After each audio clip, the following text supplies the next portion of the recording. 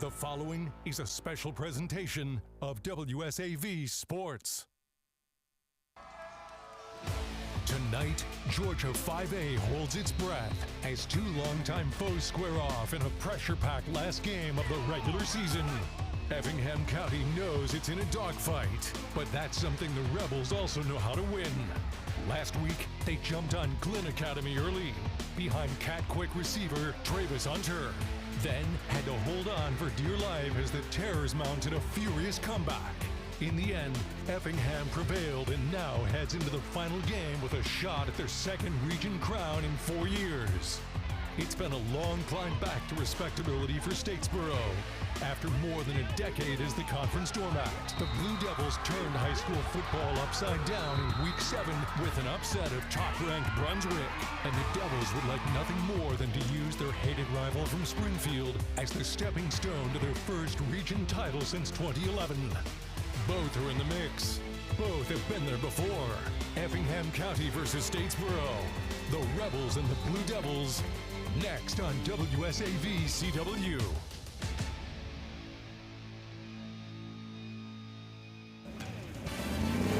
Now, faster than a Mustang, more powerful than an F-150, the WSAV CW Friday Night Blitz Game of the Week is on the air. Powered by O.C. Welch Ford Lincoln. It's senior night and Halloween night right here in Statesboro. But no tricks on this one, nothing but treats, because we've got a treat for you. A game that's going to decide the region title in 5A. And yes, kids of all ages are very excited about this one on this big day. We congratulate all the seniors out there, but they're not going to be the ones on the field as much as everybody's going to be looking to see exactly what can happen. Statesboro and Effingham County. Winner could be the 1 seed by the time we're finished. Coach John Mooring, also All-American from 2006 over at Georgia Southern. Back home in a way for you at Statesboro on this one. John, what's the emotion level when you're talking about a region title and the possibility of winning it? Yeah, I mean, I know both these coaches. I've coached against both teams. They're playing really good football right now. I'm excited to see it. I think we're in for a shootout. And it could be. Statesboro is really the one with a lot on the line. They can win this region with a win over Effingham County, and it was a real nail-biter last week against South Effingham, who put on a pretty good fight on them. But looking at Effingham County right now against Glenn, you could tell right off that this was something that was going to be dangerous. Travis Hunter, they looked great. Everything was good. But then Tucker Perkins, their quarterback, goes down. Jameer Doe Davis, their running back, goes down. And Glenn Academy's running all over them, getting down to it. In fact, they had 3 onside kicks to get close. In the end, though, the last one didn't fall for them, and Effingham put themselves in position right now to at least get a 2 seed with a win tonight. Looking at the keys to game, you know, John, everybody's going to talk about turnovers, which is so big, but for Effingham, though, it's points on the board early. Their offense is so explosive. If they get Statesboro behind, it's going to be a challenge. Yeah, they can run the ball great, and, you know, Perkins can throw it. I mean, they have all the options. They have Hunter, they have receivers, they can throw it deep. They can. Coach wants to run it between the A and B gap, but they will take their shots. And that single wing of Statesboro is dangerous for everybody out there. Effingham's going to have to do a lot to stop that one. Kicking game need to be clean. Extra points could be key on this one, especially in a high school football game. Looking at the other side, Statesboro, well, you know what? They've sort of run the table on all this, beating Brunswick, who was a big surprise for everybody. Nobody expected them to be here. South Effingham put up a fight early. They ended up losing 27-17 to Statesboro. Matt Dobson's team is just feisty. They're hard. They're not got a bunch of stars out there, but instead they just know how to play some hard-nosed football. And you talked about it early. The running game is going to be the key, but they're going to have to throw a little bit too. Yeah, I mean, when their quarterback went down and they had to go to the single wing, I think they tapped into a whole new thing for their offense. And now you have to stop both, and if they can execute both of them tonight, they're going to give Effingham some trouble. And defensively, what are they going to have to do? Because Effingham can sort of do everything very well. They got to stop the run first. And that's key to defense. Stop the run and then just try to limit the big plays. Huge for them. Statesboro probably comes in weirdly as an underdog, even though they're number 1 in this region right now because of the respect they have for the Effingham players. You know, they're going to talk about Travis Hunter. They're going to talk about some of these guys who could go D1. But Statesboro and Coach Dobson really feels like he's got that team atmosphere, which is making the difference right now. Yeah, I mean, I know both teams. I've played against both teams. I think we're in for a really good matchup. I think we're in for a shootout. Yeah, it should be interesting. Home crowd on something like this, you know the stands should be packed for Statesboro tonight. Yeah, the whole town's electric. Driving in here and Halloween and stands. You may remember that a little bit well at one point. So a little bit. We're getting ready for the coin toss out there. You see the Effingham County Rebels in the white tonight. Statesboro, of course, for senior night will be in the blue, taking up there. You look at it and every coach has got a different idea on this. I would think both teams really would like to defer right now and try to put their defense on the field. I would. Yeah, especially right, with guys, the explosiveness on both sides of the offense. Yourself. We'll take a listen to All right, see what's going on. that's good stuff. Hey, Ronnie Melton. John Baker. John? Ronnie Melton. Chris? All right. Yes, sir. How you doing, sir? What's your name? Duff Davis. Duff, Ronnie Melton. Gary Cooler. Gary? Gary Cooler. All right, Gary Cooler. Guys, good ball game. Big ball game. Let's have fun. And like I tell y'all, we will stay out of y'all's way if you play clean football. You will not know we're here. We just show up when something doesn't go right. Any questions before we get started? If not, number one, that's going to be tails. That'll be heads. 45 heads, tails. What do you want to call? Heads. Heads he called. If I drop this, I will flip it again. Heads it is. So what do you want to do? You defer to the second half? That means you're receiving. Which way, what goal do you want to defend? Scoreboard? All right, put your back to the scoreboard. Blue, you just pivot around and face them. You don't have to go too far. All right, that's good. Statesboro will receive. All right, guys, shake each other's hands or go give a fist bump. If not, hey, let's roll. Referee Ronnie Milton going to introduce him to everybody on the field to make sure he knows what's happening out there. So just like you called it, Effingham going to defer, going to help put their defense on the field. Probably smart because Statesboro doesn't want to play from behind. So if they can get an early stop, I would think that would be a huge boost for an Effingham County team that probably wants it. Yeah, I think Statesboro is going to come out and try to establish the run game, and I wouldn't be shocked if Coach Dobson has a trick up his sleeve in this first series. Knowing him, I'd watch for a reverse, double pass, something, try to get the lead. Well, there you go. First insight on there. We're going to take it down to the third member of our team down there, Hank Tatum. Hank, what you got for us? Well, guys, given that it's Halloween, it's scary how much this game means. For Statesboro, they can clinch their first region title since 2011, and they get to do it at home in the last game of the season on senior night. And a win tonight will clinch them as region champs. But it's not the only success story for the Blue Devils, as they've had their first winning season since 2013. Head coach Matt Dobson said that he didn't even know if his team believed they'd be here when the season began, and it's been incredible to watch this community rally around this Blue Devils team here in 2025. We'll see if they can make history tonight. But on the Effingham side, when they trot out for the first time on offense, watch to see if quarterback Tucker Perkins or running back Jameer Doe Davis will join them. They both left last week's game due to injuries. For Perkins, it's an ankle injury, and for Doe Davis, it's a shoulder injury. Head coach John Ford said they are true game-time decisions. They practiced a little bit this week, but both of them were limited in their participation. So we'll see, because they're a major part of these offenses if they're out there tonight. John, Andrew, it should be a great one as we wrap up our Friday Night Blitz game of the week this season. Back to you guys. I don't know what's scarier out there, what's going on outside the field, or what you got on your body right now there. So is that a football? It's a potato? It's a little bit of everything, I think. It's a football. You look good, Hank. I appreciate it. So, all right. So here we are. Effingham County's going to kick the ball off over to the Statesboro Devils. Big crowd out here. It's even for Halloween. You think trick-or-treating, get it done early and come out to the game would be my idea, I think is what happened on this one. Jackson Wilhote will be your kicker for Statesboro.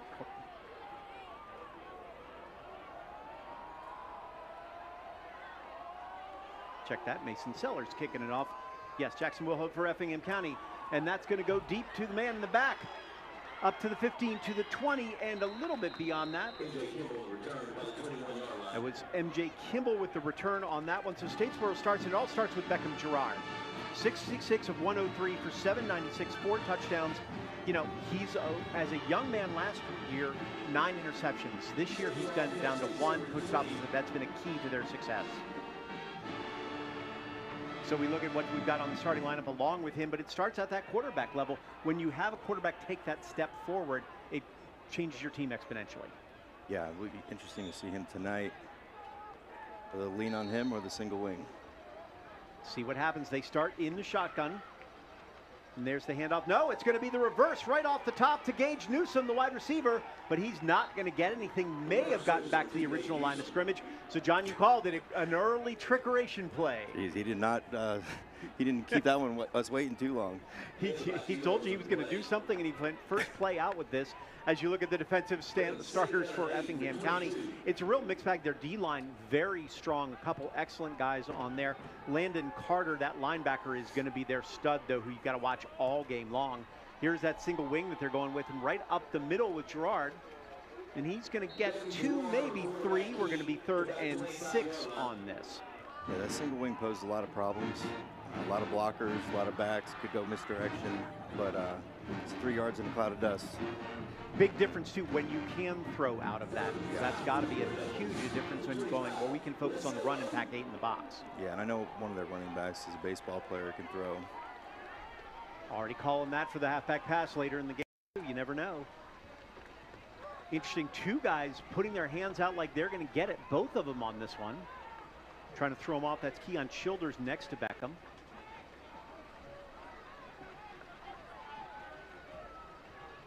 Snap will go to Beckham Gerard, and they're going to give it to Newsom on the end around on that one. Newsom will get close to the first down. I think he'll be right at the line. They're going to call it a first on that. Gage Newsom, their leading receiver with 25 catches, but also has more than 250 yards rushing, so he's a multi-tiered threat for them. Yeah, they try to get their guys, the ball in space, and they do a good job of that, especially in that single wing, that misdirection right there. Because you could see 5 or 6 guys get balls in this offense because they really do like to mix it up. While Keon Childers, definitively the star running back for them, I think if they may be looking to key on other people just to make Effingham remember that too. Yeah, I think he has, 22 touchdowns on the year? 22 touchdowns on the year, leading basically the region, the area, and the 5A. And there's Beckham Gerard. He's going to run. He gets a cutback, which will get him a couple yards forward. Good dive forward, though, for some extra yardage on that one. Holden Lovett, one of the guys in to catch him. Coach Dobson coming out with quads unbalanced. Looking a little something out there. Yeah. I think, you talked about it. He's going to have to mix it up because probably athletically they're not as strong as Effingham County. So keep them on their toes so they can't charge at you. Yeah, I think they're playing right into their game plan right now, though. I mean, 3 or 4 yards a clip. That's all it takes. Keep moving, first downs. So here we are at 2nd and about 6. Beckham Gerard, just a sophomore out here as the quarterback. Handed off to Childers, and Childers has got good room on this. Over the 40 to the 41-yard line. This is a man, 5'8", they say about 150, maybe 160 tops, even by the time he's finished. But 1,000 yards, as you said, 22 touchdowns on the year with everything he's able to do. Had 3 against Bradwell, 2 against Lakeside, 4 against Brunswick. Doing anything he needs to touch the ball and get in the end zone. Yeah, he's a special back, and for being 150 pounds, I know Coach Dobson said that he had 40-something carries one game. I mean, that's impressive. He did. It was 44 carries against Bradwell, and that's tough running back. He's going to get it again here, and another good cutback. Good pickup on the second line by the defense on that one, but still going to get 4, maybe 5. Duff Davis on the pickup and the stop. He's got good elusiveness. I like the cut first one way, then was able to cut back to the right on this one so he can go both ways. I've been fortunate enough to never have to play against a single wing, so this is all new for me. I'm kind of taking it back and trying to see how they're trying to attack the defense. It is interesting when you get that. You said they were bringing the single wing in from out of town, basically, because they needed to when Gerard went down earlier in the season. So here is that single wing. That's a direct snap to Childers, I believe, and Childers will take it only to the 45. Maybe get one more on that before he's pulled down immediately. Nice tackle again by Duff Davis. That's really what Effingham needed there. They need to get a negative play, get them behind the chains, 3rd and long, make them try to throw. Also give John Baker credit. He was stiff on that one too, as well as Jackson Eubanks, the senior linebacker. Have not seen them throw yet. They got a pistol formation here, too tight to the left.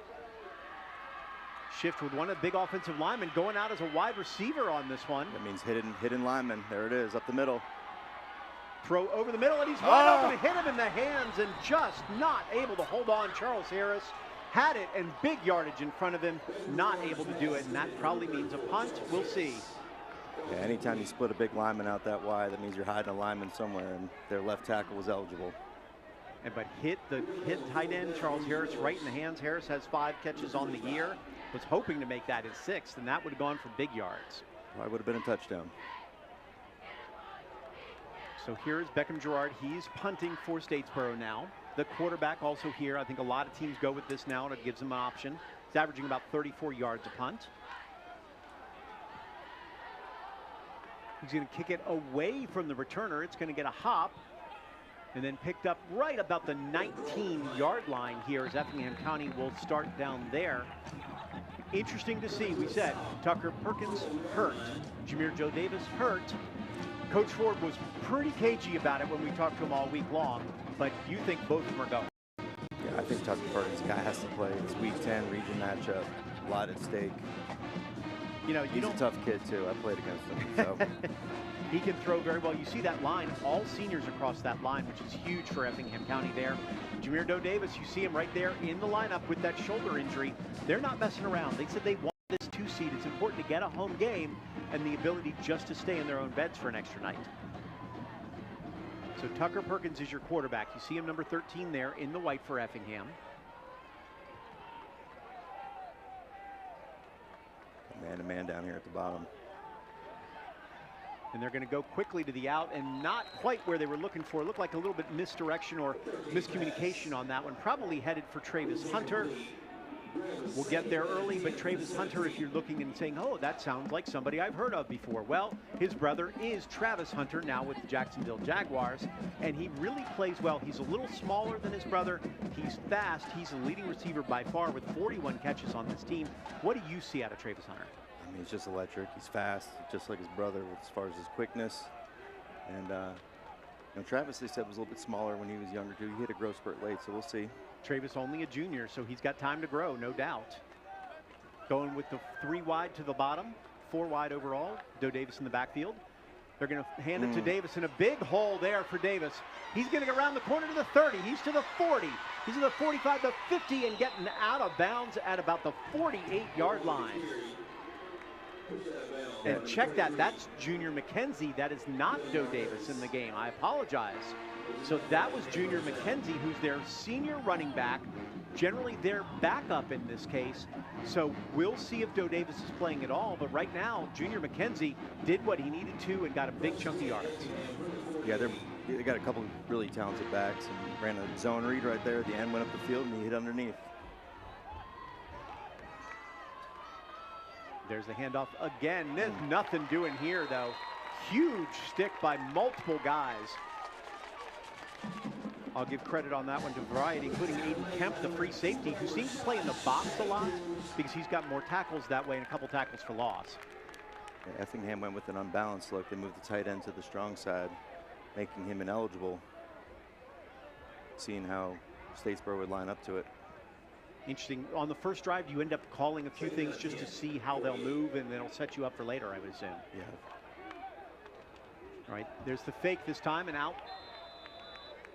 That will be a complete pass on that one. Effingham loves to run the dart play where they pull the tackles. They have 2 athletic tackles. Noah Reese there with the catch. Wearing number 16. That's Reese's 9th catch on the year. He does have a touchdown. They're talking about Hunter is what everybody's going to focus on, but those other wide receivers are very dangerous, and they can break one free at any point if you don't keep an eye on them. There's Perkins again. He's going to go up top to his big wide receiver, just out of the range of his man on that one. Zeke Brown, and Brown's probably their number 2 in this case. Big kid, 6'4", 182, so like to throw it up as much as you can. Coach Dobson was very afraid about that because he doesn't have anybody that size in that secondary. Yeah, that's always a nightmare as a coach. So here is the punt on the 3rd down, nothing doing. So far, both defensive so strong against solid offenses. Landon Neesmith, your punter. He's going to kick this, not a great kick, but he's going to get a roll inside the 10, inside the 5, to the 1, and it will trickle into the end zone. So that's where Statesboro will start their next drive. 5:32 here in the first quarter. We'll see what Statesboro can do in round 2 on this one. Friday Night Blitz Game of the Week. We'll be right back in just a moment.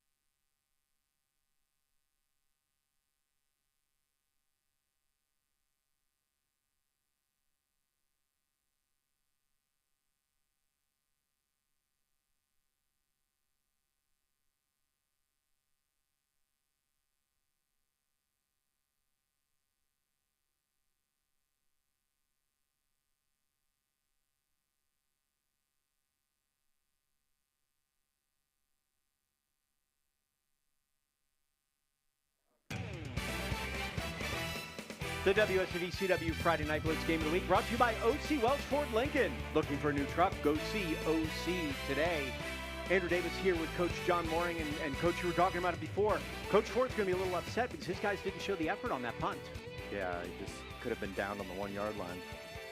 Here's the quick play. Right to Childers, the running back, out of the shotgun on that one, and he's going to get all the way down to about the 29-yard line, gain of 8. So we're doing a lot of Wildcat style thing here, not letting Beckham Gerard do it, but instead Childers is the guy you want with the ball in his hands. Yeah, they have a multiple. We'll toss it down to Hank real quick as we talk about that. Hank? Yeah, guys, we talked about the injury to Jameer Joe Davis coming into this, and you can see him over my right shoulder there.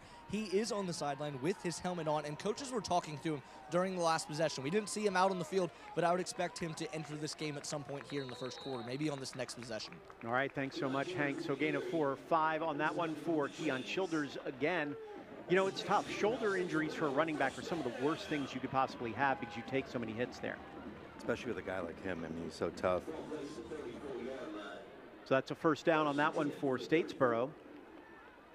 You know, how much do you play a guy, too? You know you're in the playoffs. You know where you are. You want that 2 seed, but maybe you look at Junior instead and say, Junior McKenzie, play as much as you can. Get us there. Here's the play to the outside to Gage Newsome again, and he's going to get across the 40 to the 41. So we've seen a lot of Gage Newsome early on. What is that about him when you get those cut-throughs on that single wing? It's just, yeah, trying to give misdirection. Quarterback goes one way, hands underneath to the counterback, making the defense read multiple keys. Interesting that he's getting a lot of those carries, though. Is it just to take the focus off of Childress in that backfield? A little bit of both.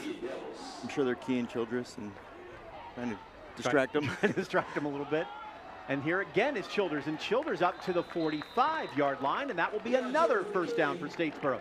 So they're doing exactly what they wanted to, keep the ball on the ground, keep that clock moving. We're under 4.5 minutes almost by the time we get this snap for Statesboro. So it's just what they want, and it's a lot of Wildcat single wing so far. Passing, one pass dropped by the wide receiver. Other than that, they've been all run all the time, and a lot of Childers.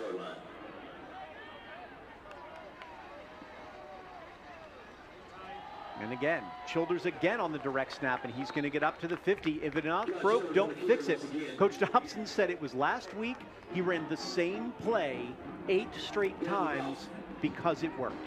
Yeah, they were trying to bleed the clock last week, and they ran the same play 8 times in a row. So if it's not broke, they're not going to fix it. It's like the old Redskins used to do. They used to call 30 gut every time, and so they were going to beat him down with it. And this is what, you know, you get into high school football. If your line is dominating and working, then you're going to keep it going.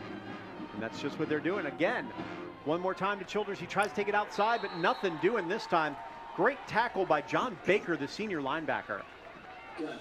That's what can happen. You can't get a tackle for a loss. I mean, they're doing such a good job running power between the A and B gaps. And interesting that they did call the outside, the sweep on this one instead when you were doing so well inside. Yeah, I think they're just trying to keep them on their toes a little bit. Now Beckham Gerard, the quarterback, going to be back in this ball game after a gain of about 1. They got 1 on that one for Childers.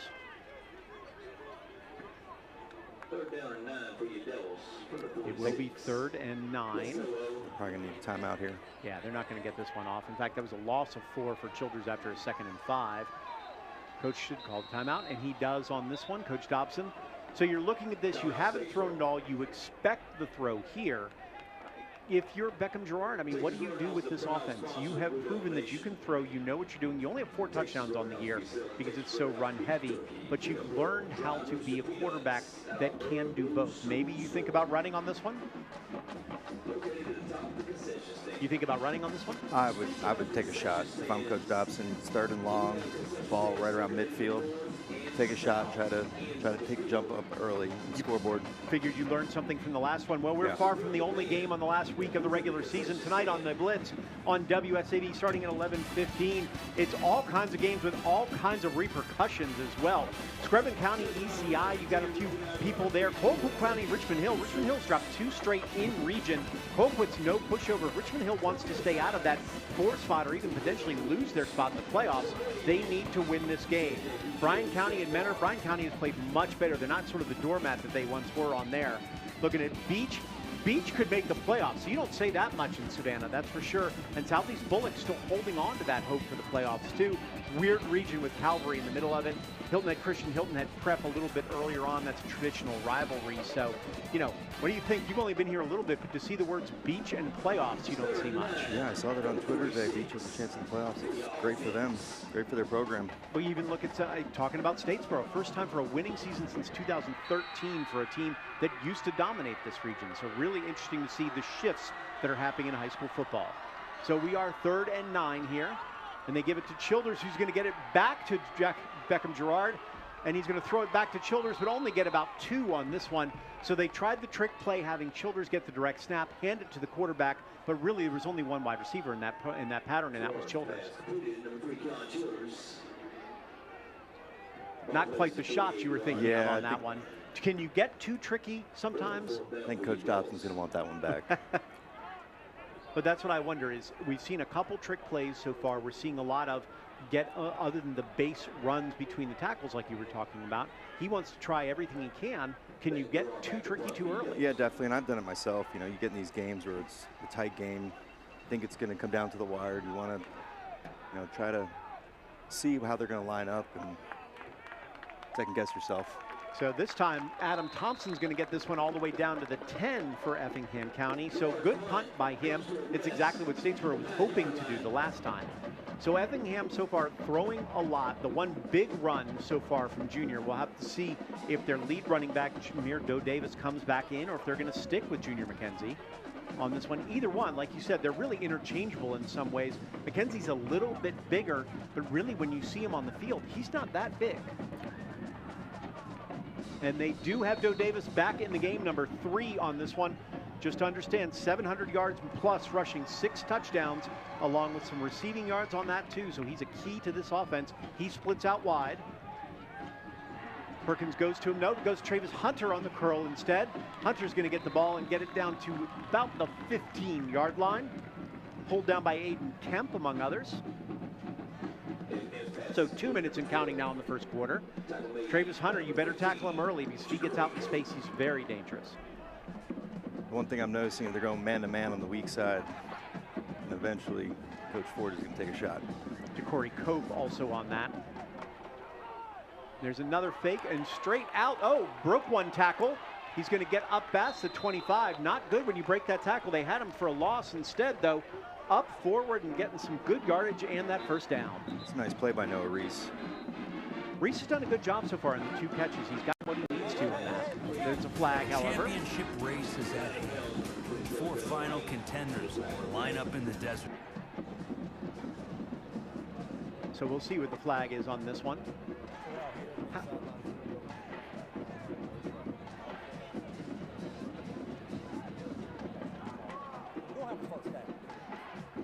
Well, you just heard there exactly what's going on.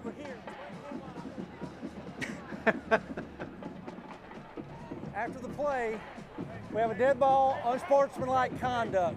One on the offense, one on the defense. By rule, those offset. The distance enough was a first down, so first down, Effingham County. Reese breaking that tackle of Kemp. So emotions are going to run high on this one. Both teams want this so bad. What do you talk to your kids? Is there any way to calm them down? Because they are just kids. Yeah, I mean, their emotions are high. It's a big game. It's got to kind of weather it and hope it doesn't kill you. Nothing you really can say on a sideline or do much, can you? Unfortunately not. So that will be a first down. Clock is running, about 1:30 left here in the first quarter. No score between Effingham County and Statesboro.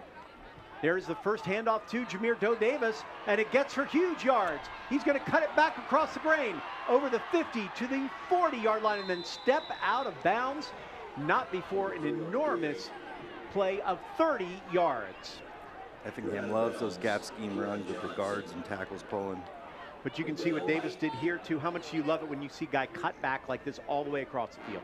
He's a difference maker. And maybe the smartest thing he did, step out of bounds, not take a hit on that shoulder. Yes. So Hank told us we'd see him possibly in the second series, and exactly where we are. And first carry for him, maybe the biggest thing for Coach Ford is seeing that he didn't take that hit. There's the handoff to Davis again. He'll go up the middle, and he's got more good yardage before he's finally pulled down, gain of 9, almost 10. Brought down by Levon Jones, the sophomore. But nothing but a big hole up the middle here. It'll be interesting to see how Statesboro adjusts. They're pulling their tackle and trying to insert on those gap runs, and that end starts chasing. That's where the quarterback can pull it. But with Perkins hurt, we'll see if he wants to throw it at all. If he can with his ankle at all right now.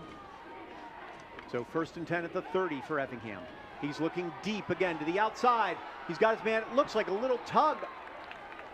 Interested, no call there. Sure looked like a lot of contact. John, what do you think? I like the no call. Big game like that, make them earn it. So good play on the outside. Pass intended for Zeke Brown, the big guy. Zeke, 16 receptions, 343 yards and 3 touchdowns. I always tend to go with no call. You know, what a surprise. It's the coach in me. It's the coach in you for no call. Yeah, let the boys play. Well, you know, you tucked a little bit here and there in your time, so. Yes, definitely. So 3rd and 1.5, maybe 2 yards. Unbalanced. There's a tackle pull. And there's Effingham who gets it for, and Davis has got all kinds of yards. Can he get in? He will go all the way in for the score. So Jameer Doe Davis says, what shoulder injury? No need for that when you don't touch him, and they get all the way into the end zone for the score. They're going to have to start chasing with those boundary ends. Explain that a little bit for me. Yeah, so the right tackle is pulling around and inserting on the strong side, and the backside end is sitting, so they're creating an extra 2 gaps on the play side. So is that where he's falling right into that gap? He's hitting it right behind that puller and then cutting it back.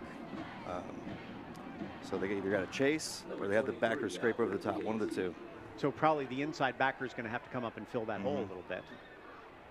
All right, well, here is the extra point. Set up, and we're going to blow this one dead first.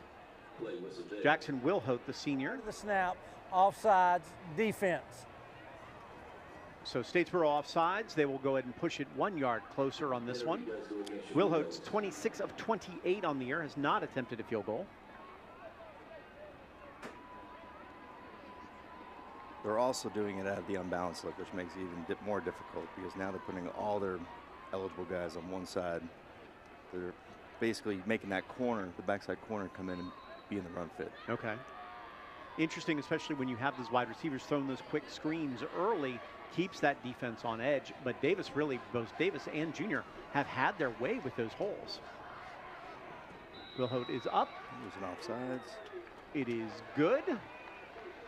No offsides on the field, so we're just going to call that good and call it 7-0 Effingham here. So Coach Ford has to be happy with that because probably has the advantage on the outside with his wide receivers, but his inside is great with the running backs that he had. Doe Davis, 3 carries, 73 yards. It's how he started last week, too, until he got hurt. He had 90 yards on 3 carries. He said he was in line for 200 or 300 yards until that shoulder injury happened. We'll see how long he can hold up. He has yet to take a hit. It's pretty impressive. 3 runs, 73 yards, and he's only played 1 drive. 1 drive, that's all he needs. And a touchdown. And a touch, yeah, let's get that touchdown in there, too. So I want him on my fantasy team. So Statesboro comes back. We saw the advantage that they had on the interior running for them. Do you recommend they keep with that, or is it time to throw a little bit more, which we had 1 pass, basically, that was wide open? I don't know. I think you just kind of got to keep pounding it. Mason Kimball and Gage Newsom in the back there. Just stick with it and keep pounding them, huh? Yeah, they were doing a great job, and You know, and the one, they try to go take it outside, and they're going to tackle for loss and put him behind the chains. Both teams making their money right on the inside. Here's a short kick. There's Gage Newsom at about the 3. He's to the 15, to the 20, to the 25. He'll be dragged down at the 26-yard line. That's where the Blue Devils will start their next drive.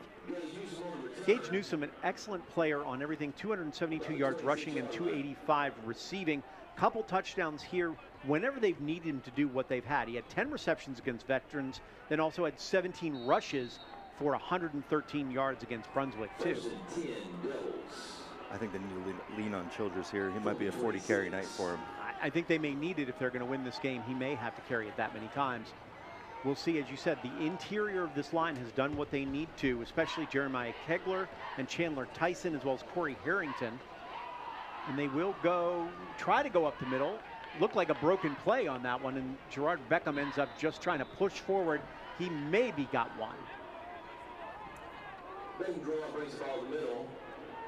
The teams are pretty well size-wise. Surprisingly, I thought Effingham would be much bigger. I think Statesboro's line compares with what they have. Statesboro's got a couple of big boys in that O-line. 77, pretty large from up here. So we'll see. Well, first quarter now in the books. Effingham County uses the running game to take a 7-0 lead over the hometown Statesboro Blue Devils, who are looking to try to lock up a region title. We'll see if they can spoil this party on Halloween night when we come back right here on the WSV Friday Night Blitz Game of the Week.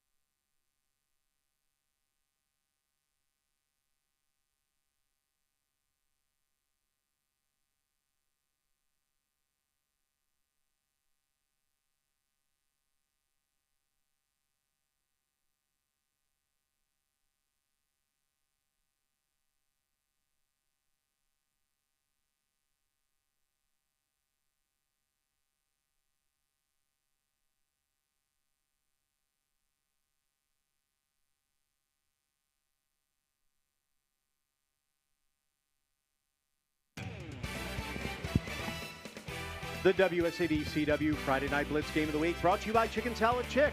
Deliciously fresh in Bluffton, Savannah, Pooler, and Statesboro. Made from scratch, served from the heart. And as always, thank you so much for feeding our crew on this big Friday Night Blitz game.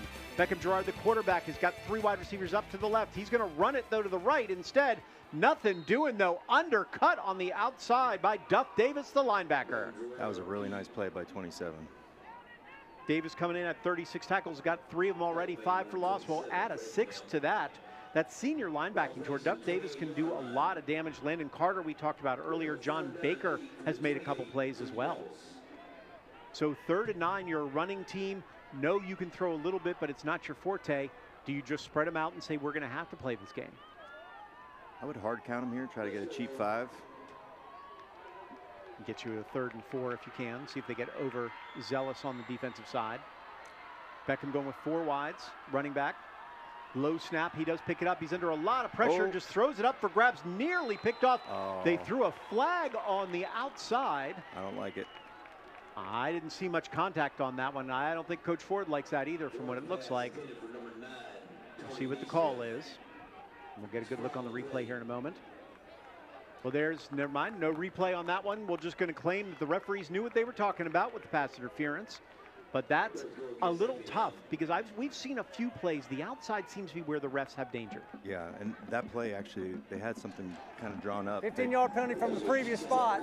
Distance is enough for a first down. They tried to spread him out in their 2-by-2 look, and they put the running back right at the middle of the linebacker, and he was open, but they just couldn't stop the pressure. Forced him out of the pocket. Because two guys were coming right after Gerard on that one. He wasn't going to do anything with that. It's a great play until if your quarterback has any time to throw the ball. But they got the penalty and the 15 yards, and now suddenly Childers is back there. He's going to get it again on the direct snap. Not much doing there, maybe one. This is one of those where maybe you can call it one too many times too. I like it. Stick with it, Coach. Going with big guys. They're rotating some offensive linemen in there. I'm noticing too, you're seeing some 66, 77, a few of those big men in there. Jonathan McKinney just went out for a moment on that. Switching it up. It's the damage it does in the long game. We'll think about that when comes third and fourth quarter. Here's again Childers, and he's going to get some yardage this time. Give him about 4 on that, so we got a third and manageable, 3rd and 4. Yeah, Effingham's doing a good job at keeping it bottled up right now, but just the start of the second quarter. Fourth quarter, it's a little different. This may be the time when you do one of those trick plays you're talking about, when it looks like it's Childers and going the other way, perhaps.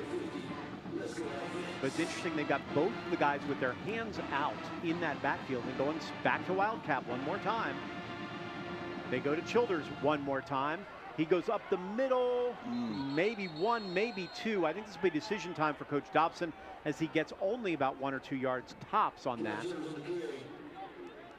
When you're going Wildcat and taking your quarterback out, does that limit you, though, in what you're able to do? That's the whole idea about this single wing. It's basically 2 backs, and they both look like they're going to hit the ball, and they can go right or left or misdirection. So that's kind of the theory behind it. Interesting to see how they're going for it. And they are going for it, and they are going in that single wing that you were talking about, too. We'll see which way they go. They go right up the middle to the fullback on this one, and he's going to get big yardage all the way across, and he's going to get pushed forward by offensive line all the way down to the 40. That's a gain of 7 on that one. That's big. Xavier Spells, I believe. The linebacker turned, check that, Rashad Shavers, the senior running back who's an excellent defensive player. That's what he's known for. But the big man in the middle had 196 rushing yards coming in there and 3 touchdowns. Clearly the big guy they needed. Yeah, that's when the single wing starts clicking, when you don't know who has the ball. And that's exactly what happened there. Kind of a triple option look that way. Beckham Gerard, the quarterback, back in the game.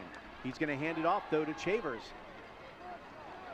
Check that, Childers and Shavers. Shavers last time, Childers this time, and Childers will get about 2 on this. You said 40 carries. He's in line for about 50 at the rate we're going. 8:47, the clock moving for Coach Dobson and for Statesboro. This is what they want to see. Effingham can strike quickly. If you can keep them off the field, they can't score. Center lost his helmet. Had to take him out of the game. Backup center here. Chandler Tyson. Always interesting when you do have a backup center. Now they're going to go ahead and call the timeout, which allows the center to come back in the game. Do people forget how important that center is right there? No, it doesn't make that. Well, we're going to find out as we go to break real quick. We'll get you the answer right after this on the Friday Night Blitz Game of the Week.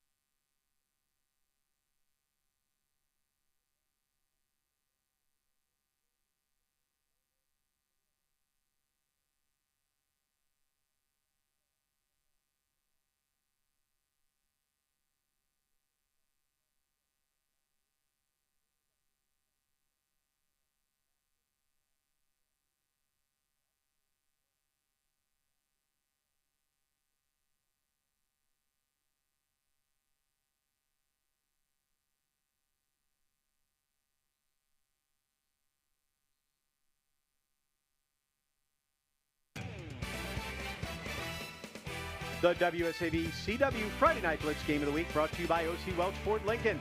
Check out our exciting lineup featuring Aviator, Corsair, Nautilus, and Navigator. Looking for a Lincoln? Go see OC today.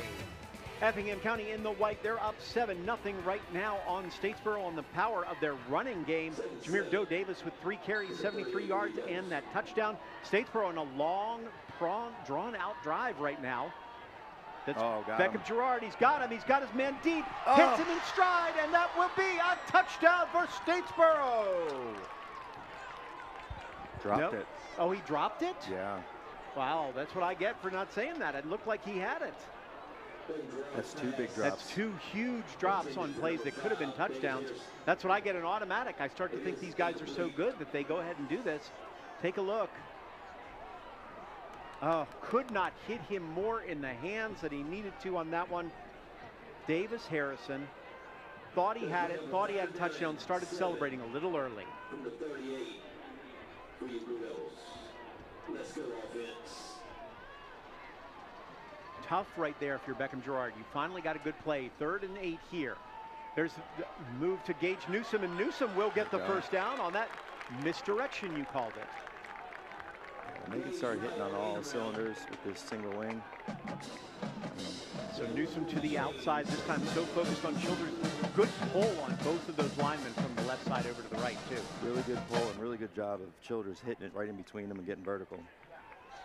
So important. Gage Newsom got a good chunky yards there and another first down on a big 3rd down play after another missed catch. 2 drops by receivers that probably would have been touchdowns. Here's Newsom again to the outside. He'll get a few. He's going to get tripped up at the last second on that one. It's another good play by Duff Davis. Duff Davis in the middle of that. Making a couple good open field tackles. He's done a nice job. He's a little bit quicker maybe than he would get credit for, and he's been able to make plays out in space. You see here as Newsom looks like he had some yardage, and Davis just catches him by the ankle. So now big single wing. Again, going a lot with the single wing offense you're talking about. Give it up the middle to Chavers again, the big guy. And Chavers is going to get to the 22-yard line before he's sort of brought down. He's basically just held there, I think. That was the same play that they hit that big gain on 3rd down. So this is clearly, Matt Dobson says, we've got what we have. We can go multiple plays off of that system. So 3rd and 4, 3rd and 5 here. I hope you don't do you get gun shy from throwing when you watch 2 of your guys drop it, or do you have to go back to it? Instead, you're going to go to Beckham Gerard, and he's going to get yardage, and he's going to get the first down. The quarterback for the first carry, really of the big ones all day, and he's got about 7 in the first. Really like that call. I think it's important when he's in there probably to have the ball and to carry it. Yeah, when your quarterback can run and when you have the extra blocker, things are really hard on defense. Because so far they've gone to that single wing that you talked about if it's been 2 running backs in the game instead. There's Gerard and Childers. Gerard's going to run it again. He's going to dive over the top. He'll get him about 4 on that. How important now is you run it 2 or 3 times with him, and then is this where the pass comes in? And that's where you keep him honest. It's been 2 backs. They put him in. They run him to keep you honest, and then he takes the 2 steps and throws the pop pass over the top. See there, a couple guys in the middle on that. Looking at one other score for you, a big one out there in Toombs County, 3-0 Savannah Christian 4 minutes ago in the first quarter of that at Toombs County. Winner wins that region as well. There's the handoff again to Newsom. He's going to try to cut it inside, and he will get some yardage. It'll be 3rd down and about 4, getting down to the 9-yard line approximately on that one. Marshawn Monroe, first time we've called his number, 42 tackles on the day, on the year, 10 tackles for loss. Newsom didn't want to take it outside. Instead, felt the inside was better on that. I wonder if Coach will run to the left here to try to get the ball in the middle of the field in case he's got to kick the field goal. You are correct. We've been basically run right the entire time. And there's Childers, and you called it. Good call to the left. And Childers goes all the way to the left, and he's going to go just short of the first down. Thought he had it, but the initial spot appears to be a little bit short, and they will say 4th down and a couple inches at the most. Another extra offensive lineman coming in for the Blue Devils here. Good job by Childers getting to the outside on this one. could see this being that up the gut plated number 0. Seemed to work a couple times. Shavers is your biggest guy that they have on the field. That'll be the fake counter, fullback dive. This is where you want some replay in high school. Our replay would have showed that Childers got over that 5-yard line and would have had the first down, but instead we're at 4th and about a half yard. A timeout on the field, this time by Effingham County, I believe, on the defensive side. I mean, replay, it's not feasible for high school in all forms. Obviously, when you get to the playoffs and get to the high levels, they do it there. You know, how necessary is it? What is the refereeing situation in a high school level, and how tough can it be for these guys? It's tough. I mean, you see it every Saturday and Sunday. The refs still get it wrong, and those guys are professionals. So we'll see what happens here. 4th and about a half yard. Extra offensive lineman in for Statesboro here. 4:22 left. Effingham County with the 7-0 lead. Statesboro got the ball to start the half. Wasn't able to do anything. They punted, Effingham punted, then Effingham got it back eventually. Here's the play up the middle. First and down. there's Childers, who's going to get the first down. They're going to put him at about the 4-yard line on that. Spots are a little tough on this one so far. I thought he made it to the 3. I thought he had the first down before. So the ref's not giving him much call on this one, but he's down. Fell down on his own guys. No good when all those offensive linemen fall down on top of you if you're your running back. Tell them to stay on their feet and block for me instead. But we are 1st and goal from the 4. I think we see the same play. And they are. Same play and almost the same result. Not quite to the end zone. Again. Duff Davis on the tackle. Duff Davis again on the tackle. He's not scared to stick it up in there too. No. He's making plays on the edge. In the A-gap. 36 tackles to 5 for loss coming into this game.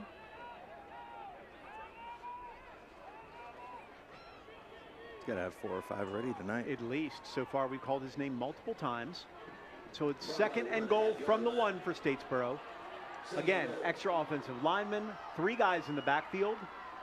Again to Childers, and Childers will dive up and over for the touchdown.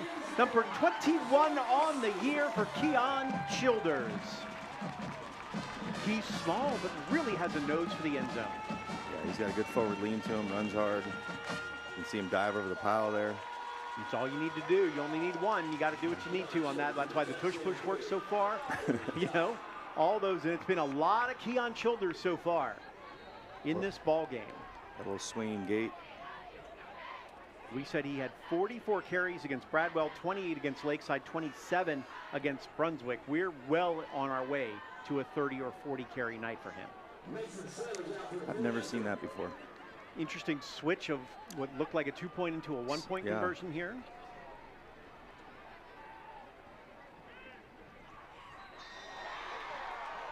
And there is your kick, and it's up and good. So Statesboro ties it at 7 on this.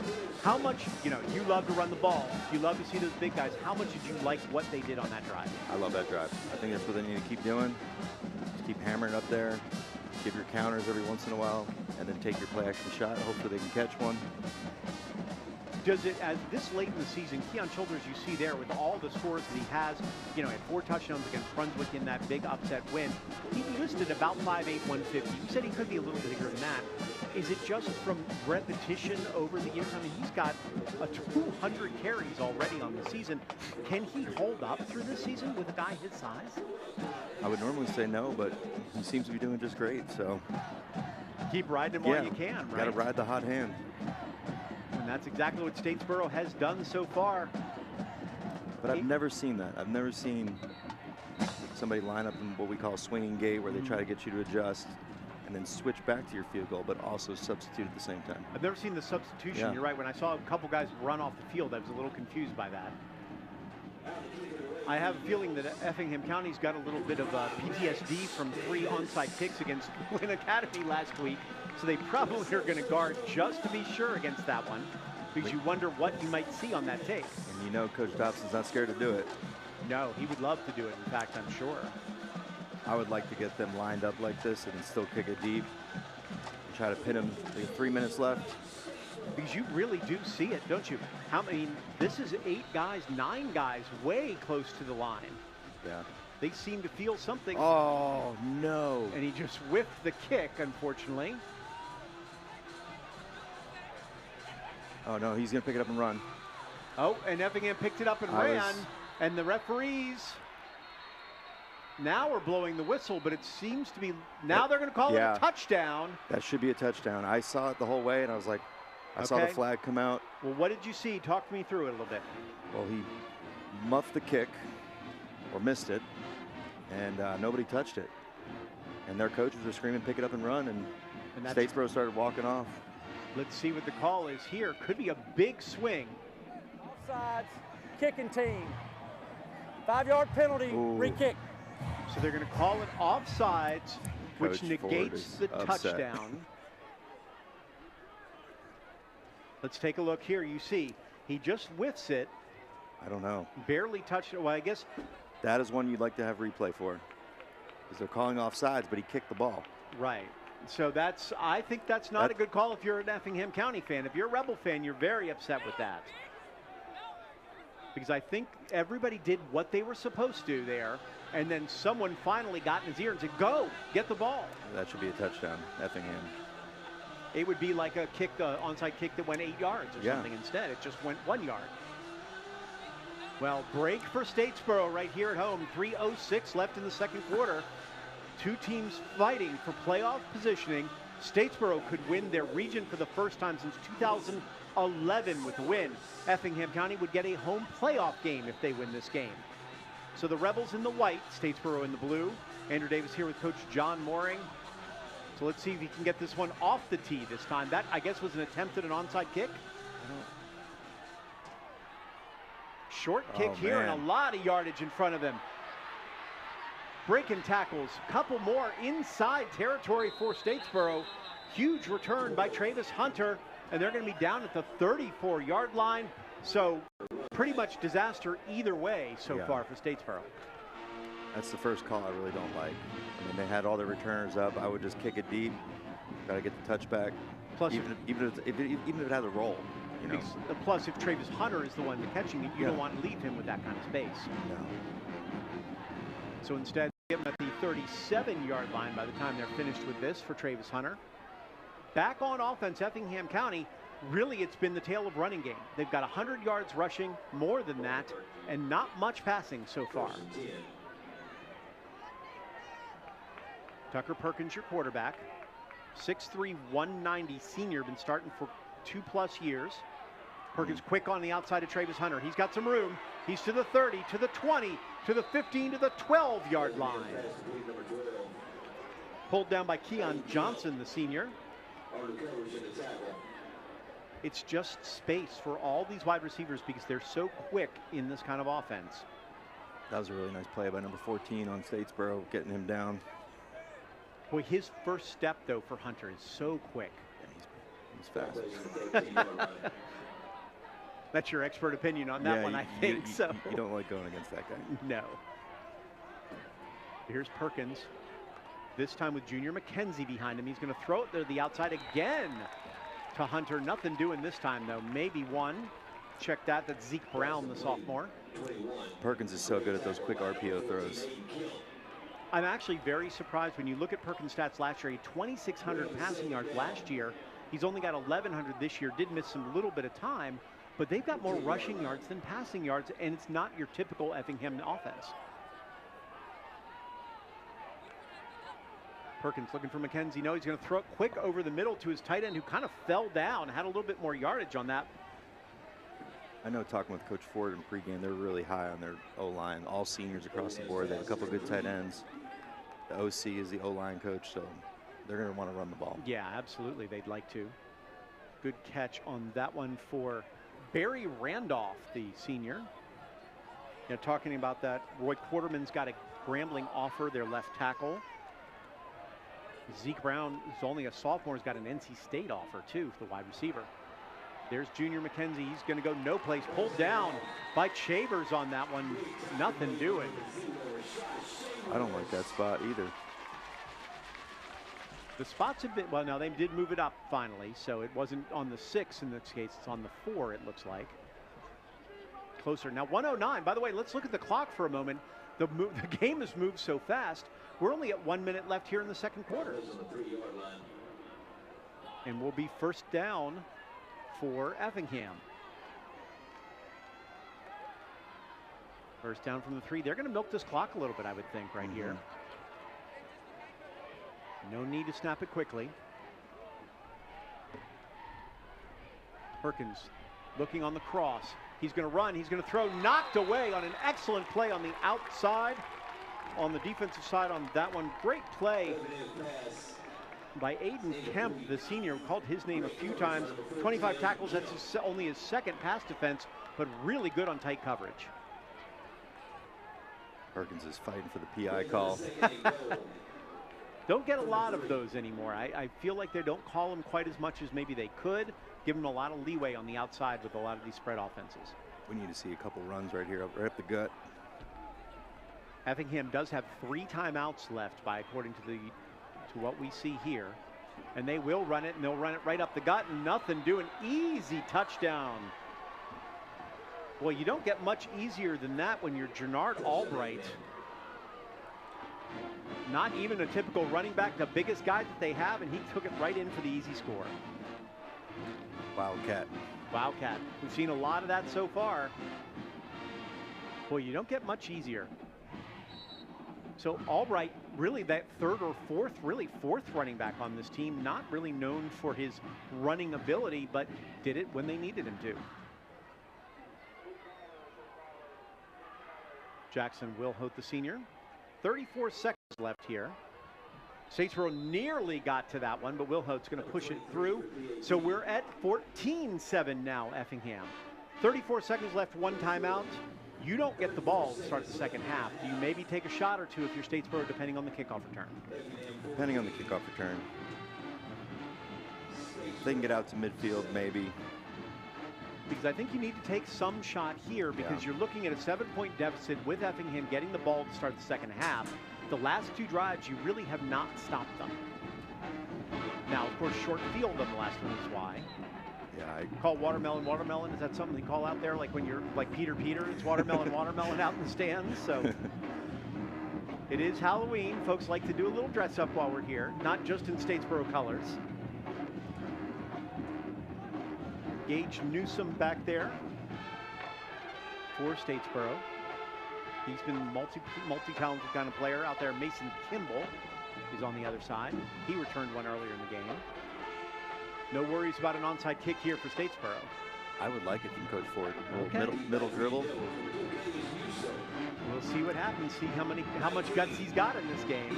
Right around that midfield logo. It'd be an interesting call, knowing that you get the ball right in the first. Yeah, start of the second. Take a couple shots. You got all 3 timeouts. Now he is going to dribble it. It's kicked forward, not a short. It's a short one and a big return already. To the 35, to the 40. Chambers gets around the corner. Chambers to the 50, to the 40, where he's knocked out of bounds. He's a defensive lineman making plays. He's a running back getting first downs, and now a kickoff return. Suddenly, Statesboro in business. Now I take a couple shots. Oh, now you take a couple shots. Boy, how impressed are you with him and the speed that Chambers has as a linebacker, DN, but also as that fullback player? Yeah, he's a good football player. He's made plays on both sides of the ball. Surprised he had the wherewithal to get around this corner, too. Little jump cut in the middle. He's a guy getting recruited by some people. He's probably an inch or 2 small for some of the folks out there. Good. A screen pass which goes just off the hands of the receiver. Probably best that he didn't catch it, though. Yeah. I like the call. Not the execution. Not the execution on that one. So if you're wondering, kickers not attempting a lot of field goals for Statesboro this year. They're not known for their legs. They're way out of range right now, but they're not worried about it. Now Effingham will call their first time out on the defensive side. That's so tough because unless you've got a great kicker, kicking a 40-yarder or a 45-yarder is out of most people's range. Yeah, they have 1 timeout. Like to take a pass attempt, maybe get half. and then take a couple shots. Because Maddox Davis is their kickoff guy, too. Probably has the bigger leg of it. The freshman really only two touchbacks, so he's not known for his big leg. So you're forced in position potentially to pass with only the one timeout. Although a good draw or something here could get you, if you get 15 yards, then you're in good shape. Yeah, you have the one timeout. You can gamble a little bit on this possession, for this down. But Little update from Toombs County. Savannah Christian traveling to Toombs 10-0 at the end of the first quarter right now for the Raiders. They proved it last week when we watched them. They're more dangerous than I thought. That Toombs County atmosphere is something to behold, but they've got some real talent on that team. Yeah, both those teams have talent. Yeah. If they could stay healthy, they could really make a run. And Coach Woodward does a great job over at Savannah Christian. Well, and Toombs has become a power over time, too. All right, 2nd and 10. Statesboro, 19 seconds left, looking to at least get in the field goal range, maybe more. Beckham Gerard, the quarterback, he's going to barely get it off and throw it out of bounds. He got taken down pretty good. He's going to get picked up by his teammates. He wasn't real anxious to get off the ground, though. No, moving gingerly now. But luckily it was able to get it near a receiver, not grounding in any form. So we're at 3rd and 10, 14 seconds left now. Statesboro with one timeout. They're on the Effingham County 38-yard line. Little confusion right now. I love it. Coach Ford is gambling with his DBs, man-to-man. Statesboro, big play there. That's something they didn't want to do. Have to call the timeout as the clock starts to run down. Looked like a lot of confusion on the inside. And they need that timeout to spot it for any potential kick. Yeah, you need to take your best shot here. Shot, trick play, hook and ladder. Whatever it may be. Something that works out there. Speaking of working, Joey and Colby will be working tonight on the Blitz at 11:15. We've got a lot of big games in the last week of the season. We're talking about playoffs. We're talking about positioning, who gets a home game, where do they play, will they play at all? And I think that's what's really interesting. We talked about Savannah Christian and Toombs already. Calvary looking to just get ramped up for the playoff. Liberty needs this game to stay potentially in that 2-3 spot that could get them a home game. Vidalia and Country Day out there, that's a team you may know a little bit about back in the day. A little bit. Interesting that they're dropping down. We haven't talked about that yet, and we may in the second half a little bit. Groves and Windsor, that's a rivalry unlike any other, as Johnson and Jenkins too. But boy, Jenkins has got speed. They've got talent everywhere. I feel like they have a shot to really make some noise when it comes to that playoff. So Jenkins, yeah, they have the ability. 11:15 on WSAV tonight. Check all the highlights. 18 games we've got. Here we are, 3rd and 10.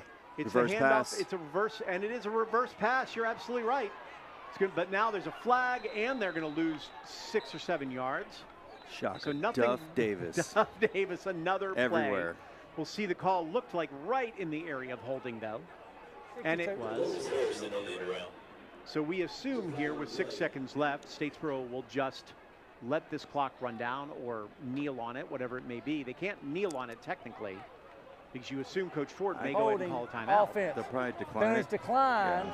4th down. So then the clock Decline runs it, run it, and halftime. be done because Coach Ford doesn't need anybody to go chase him down right now. So that'll be 4th down. So Statesboro's dreams of trying to get some points before the half go down to, as you said, in a very aggressive defense by Coach Ford. There's really 2 ways to go, aren't they, on that? Either just charge at him or let him play it. He charged at him, stuffed him, got 5-yard loss, and we're at halftime right now. So Effingham takes a late touchdown, a late lead on this one, 14-7. They're in line to try to take that 2 spot in the region. Statesboro still with a lot of hope and a lot of half left to go. We'll be right here for halftime. Much more going on the Friday Night Blitz Game of the Week.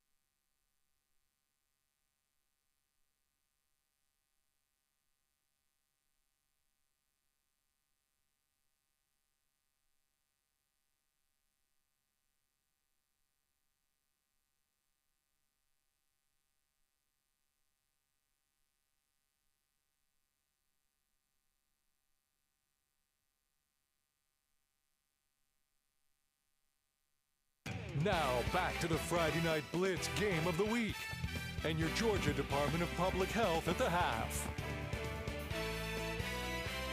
A quick-moving first half, a lot of running, and so far, a lot of Effingham County running, too, which has made a big difference for the Rebels right now. 14-7 with the lead over Statesboro as that halftime show continues. Andrew Davis here with Coach John Mooring. So, that is the kind of game you like. Hitting, tough play, a lot of interior run, and so far, Effingham has taken full advantage of that big line that they have. Yeah, they're running the ball great. They're playing great complementary football. Statesboro just has some missed opportunities. Two big passes that missed that probably would have been touchdowns on either end. They've been running a lot out of that single wing. Do you think they should step out of that a little bit and maybe throw because they found something? I don't know. I stick with it. Come back to some of those play action passes out of it that were wide open. Just got to make the catch and hopefully execute. That's going to be the biggest thing. Kids, you never know how they're going to come in. There's a lot of pressure. Statesboro with a chance to win the region for the first time since 2011. Incredible to think with the history that they have right here. But that would mean a lot to them to be able to get that. That home game means a lot, doesn't it? Yeah, I mean, you want to play at home in the playoffs, and especially in front of this crowd that they have here. Changes everything you have, too, because the level of competition in that first game or two, absolutely. So, well, there you go. We're getting an update in our ear right now. So, Brunswick 38-0, so they're pretty much guaranteed one of those top two spots no matter what happens here, which is really interesting. Yeah, I think winner would get first, and then the other gets third. And the other gets third in that case. So Statesboro is playing for a lot right now. That third place, tough to go on the road for that one. Well, the Coastal Health District works to improve lives in our region. It's cold and flu season. This week we're talking about COVID-19 and the flu. Here's Ginger Heidel with the Georgia Department of Public Health at the half.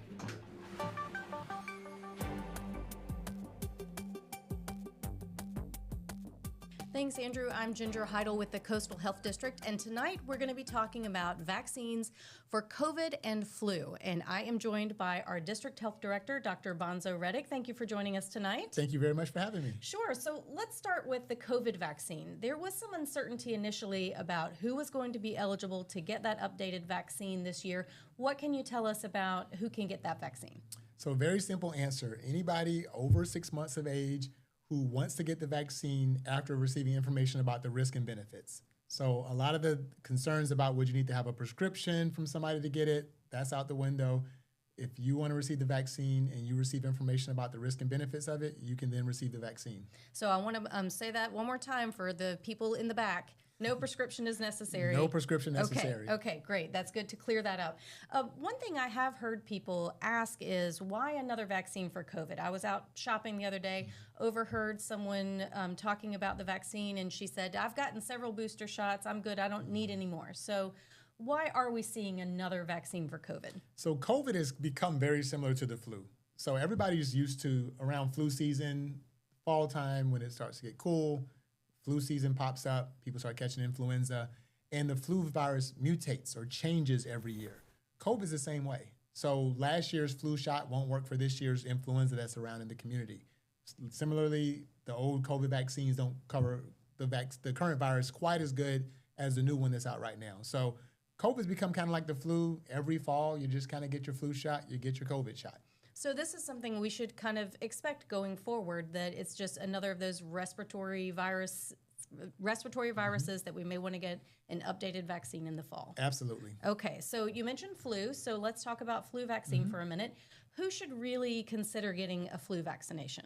So similar to COVID, anybody 6 months and older who wants to get the flu shot should get it.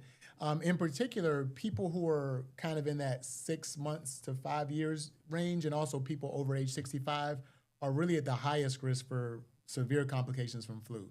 But there's a lot of people in between that are still at high risk for flu. That could be people with asthma or lung problems, people with immune system problems, smokers, people with diabetes. A lot of folks in America actually are high risk for influenza and don't realize it. And I got my COVID shot today, so, got to impress the boss here. And I've had my flu vaccine too. And for me, part of the reason I did that was because I've got family gatherings coming up, and there are people in my family who are immune compromised. Is that another thing people should consider, not just their own health, but who they're going to be with this fall? Absolutely. If you're around elderly patients, people that have immune system problems, people undergoing cancer treatment or chemotherapy, but also younger kids as well. So our newborns and infants, a lot of these vaccines, they're not even eligible to get them until they're 6 months old. So, and there's other types of vaccines that you can't get until you're 12 months old. So in particular, if you're around people with immune system problems, elderly, any of those things, but also around young kids, then that helps protect not only you, but also makes you less likely to spread it to them. Okay, good advice, good advice. One other question, let's talk about timing. We typically see flu starting to peak around December, January, February in our area. So why get a vaccine now? Well, flu season is very unpredictable. So right now it's October, and we have relatively low flu activity right now. It's pretty minimal right now in our community, but we've had years where the flu virus started to pop up like in August. So it's hard to predict, like I'm going to wait until December when you can start seeing flu cases pop up at any given time. So what we tell people is that once it's available and you're kind of in the mood to get it, go ahead and get it while it's fresh on your mind. My experience has been that when people are motivated to get something, you tell them to wait until the perfect time, life will get busy, things will happen, and they tend to miss it. So strike when the iron's hot and get it whenever it's available to you. Great advice. And speaking of advice, if somebody does have some additional questions, what advice do you give them? You can talk to your regular healthcare provider or primary care provider, or you can ask any of our clinicians at the health department as well. Okay. All right. Thank you so much, Dr. Reddick. I appreciate your time tonight. And you can also find more information about COVID, flu, and other vaccines on our website. That is coastalhealthdistrict.org/vaccines. Thanks so much, Ginger. We want to remind you the WSCW Friday Night Blitz Game of the Week brought to you by the Coastal Health District, improving health for those who live, work, and play in the coastal counties of Southeast Georgia. Learn how the Georgia Department of Public Health can help at coastalhealthdistrict.org. Right now, the band is hoping to drum up some support from the fans and for their team. Statesboro down 7 at half. The Rebels from Effingham County get the ball for the kickoff in the second. We'll get more, including what the weather's going to look like and much more coming up on the Friday Night Blitz Game of the Week.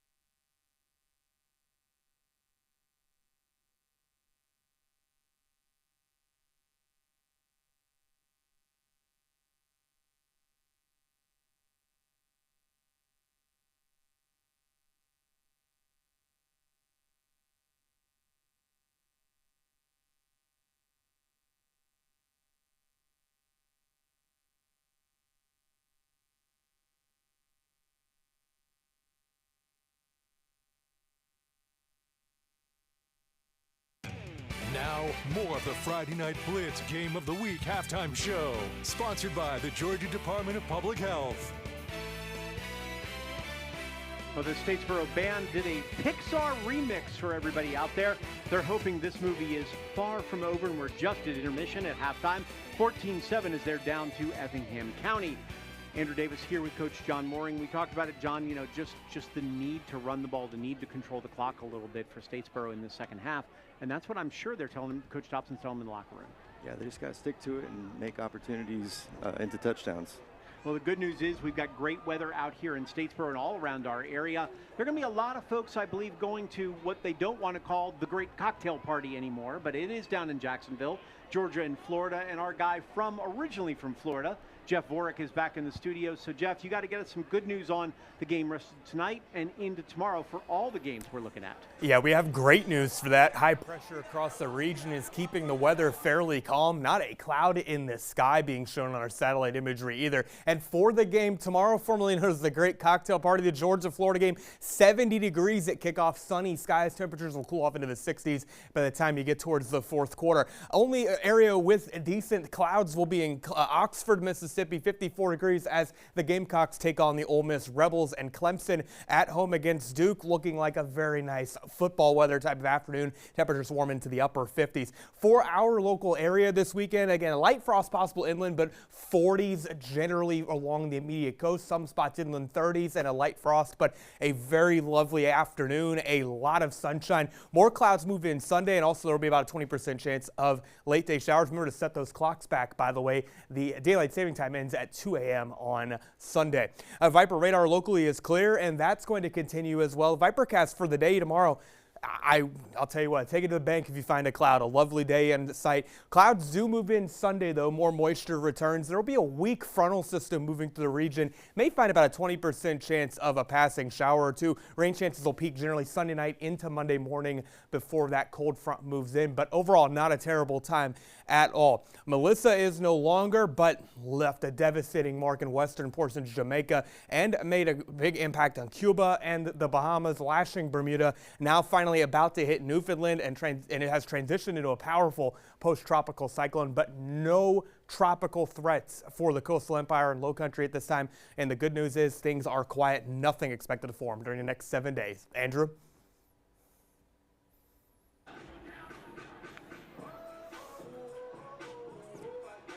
All right, Jeff, thanks so much. So it looks like a beautiful day for everybody tomorrow. Georgia or Florida, who wins? Georgia. You had to I had to think pause about on it. that Yeah, one. I'm a Florida boy, but You know, Hank Tatum's going to get on you next time he's on the camera. I had to on think that about one. where So I'm standing right now. Yeah, you better figure that out real fast. There are a lot of people who'd be very upset if you went in a different direction. I said on Georgia. That one. I said So, Georgia. a lot to talk about here, right here in Georgia, Statesboro, Georgia in this case. Effingham County, the Rebels with a 14-7 lead over the Statesboro Blue Devils. We'll be right back with some highlights from the first half and much more analysis on what we can see in the second, right here on the Friday Night Blitz Game of the Week. Keep on dancing, folks.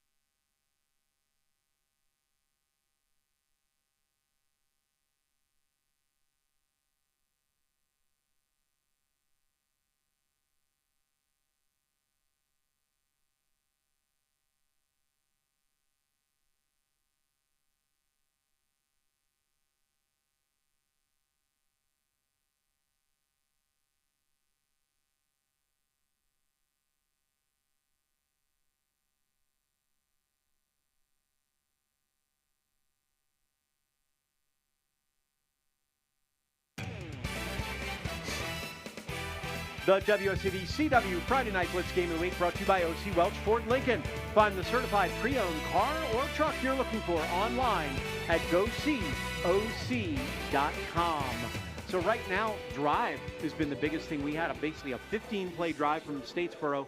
Effingham went on their own 9-play drive before that, and then the half ended before anybody could drive the ball. But really, the running game is going to be huge for both teams so far. And so far, Effingham has proven that when you look at the highlights, they've done their damage on the ground so far. Taking a look right here, John. I mean, early on, though, they tried to get the pass deep, nothing doing on that. So they said, well, let's just go back to the run. And Jameer Doe Davis didn't play on the first drive, played in the second, and made sure he could take this one right in the end zone. Nobody touched him. Yeah, they're doing a great job in that run game with the counter and power. Well, and Davis, too. I mean, how smart is he to not get hit? He's got a shoulder injury, needs to stay healthy as they keep going. Then Statesboro just didn't care what they were doing. They just went to Childers over and over and over again. Childers in the first half, 16 rushes for 50 yards and the touchdown, too. I mean, talk about workforce. Yeah, they just need to double that in this half and have a chance. And Effingham came right back after a big kickoff return from Travis Hunter. The throw, nothing doing, but then an easy play for the touchdown on the Wildcat. Bad kickoff in this case. Gave Statesboro a chance on a great kickoff return. They weren't able to do anything with it. But you look at the halftime stats, I don't know if they're going to tell the full story. I mean, the rushing yards are basically even, John. Yeah. 113 to 103. The passing yards, though, how much of a difference would one of the two dropped passes that were enormous for Statesboro in this half? Yeah, it would make all the difference, but I'm really impressed with Statesboro, how they've held Perkins to 46 yards passing. That's a really good job defensively. I think both teams need to take the same approach coming out the second half, run the football, and just see how the Chips play in the fourth quarter. I think that's what they have to. They're both running teams by nature, even with Effingham County, who's got 4 wide receivers playing all the time. 1,700 rushing yards on the year, only 1,200 passing. So really different for them than maybe years past. So we'll see exactly what they can do. Those 113 rushing yards, those could go up as soon as the kickoff goes off. So we'll see exactly what happens. We'll take one more break. Be right back with that second half kickoff on the Friday Night Blitz Game of the Week. You've been watching the Friday Night Blitz Game of the Week halftime show, presented by the Georgia Department of Public Health.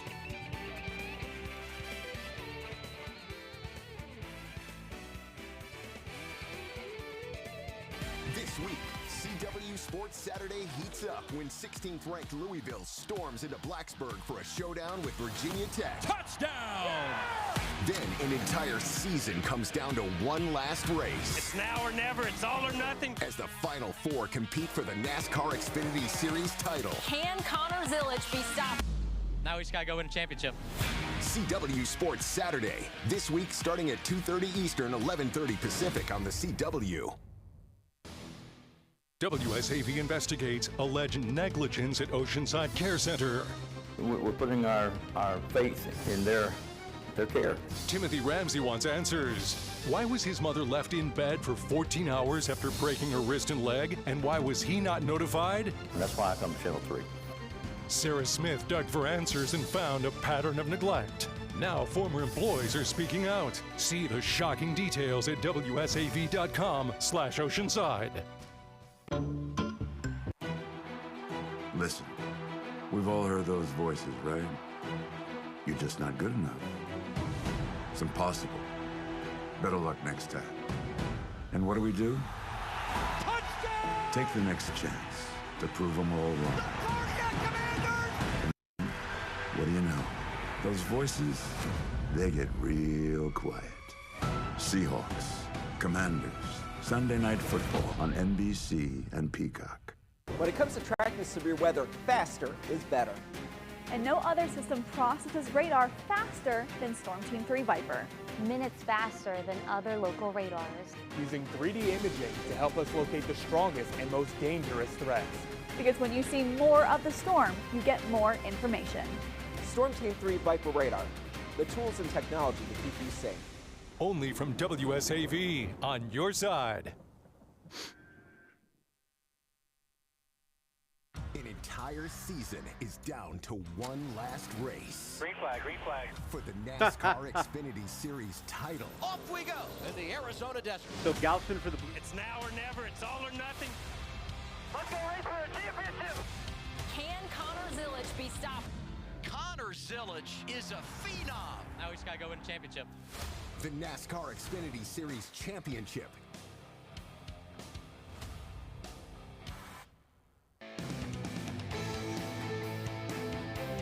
Well, welcome back right here to the Friday Night Blitz Game of the Week, and we are just the beginning of a big weekend of football and more coming up this weekend on WSAV.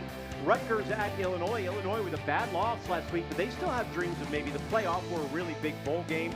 The Breeders' Cup World Championships, I know that John's a big horse racing guy, so he knows exactly who's going to win that. USC in Nebraska, Matt Rule just signing a brand new contract out here. USC really has a lot of offensive talent. Can they put it together against a Nebraska team at Nebraska? I don't know. We'll see. We need a little more from you on that. You know, we're expecting big answers, but you know, exactly. So NASCAR Cup Championship, Phoenix, this is the last one. We'll see exactly who takes home the title. And then Seattle and Washington, Jaden Daniels back for the Commanders. The Seattle defense, though, playing lights out.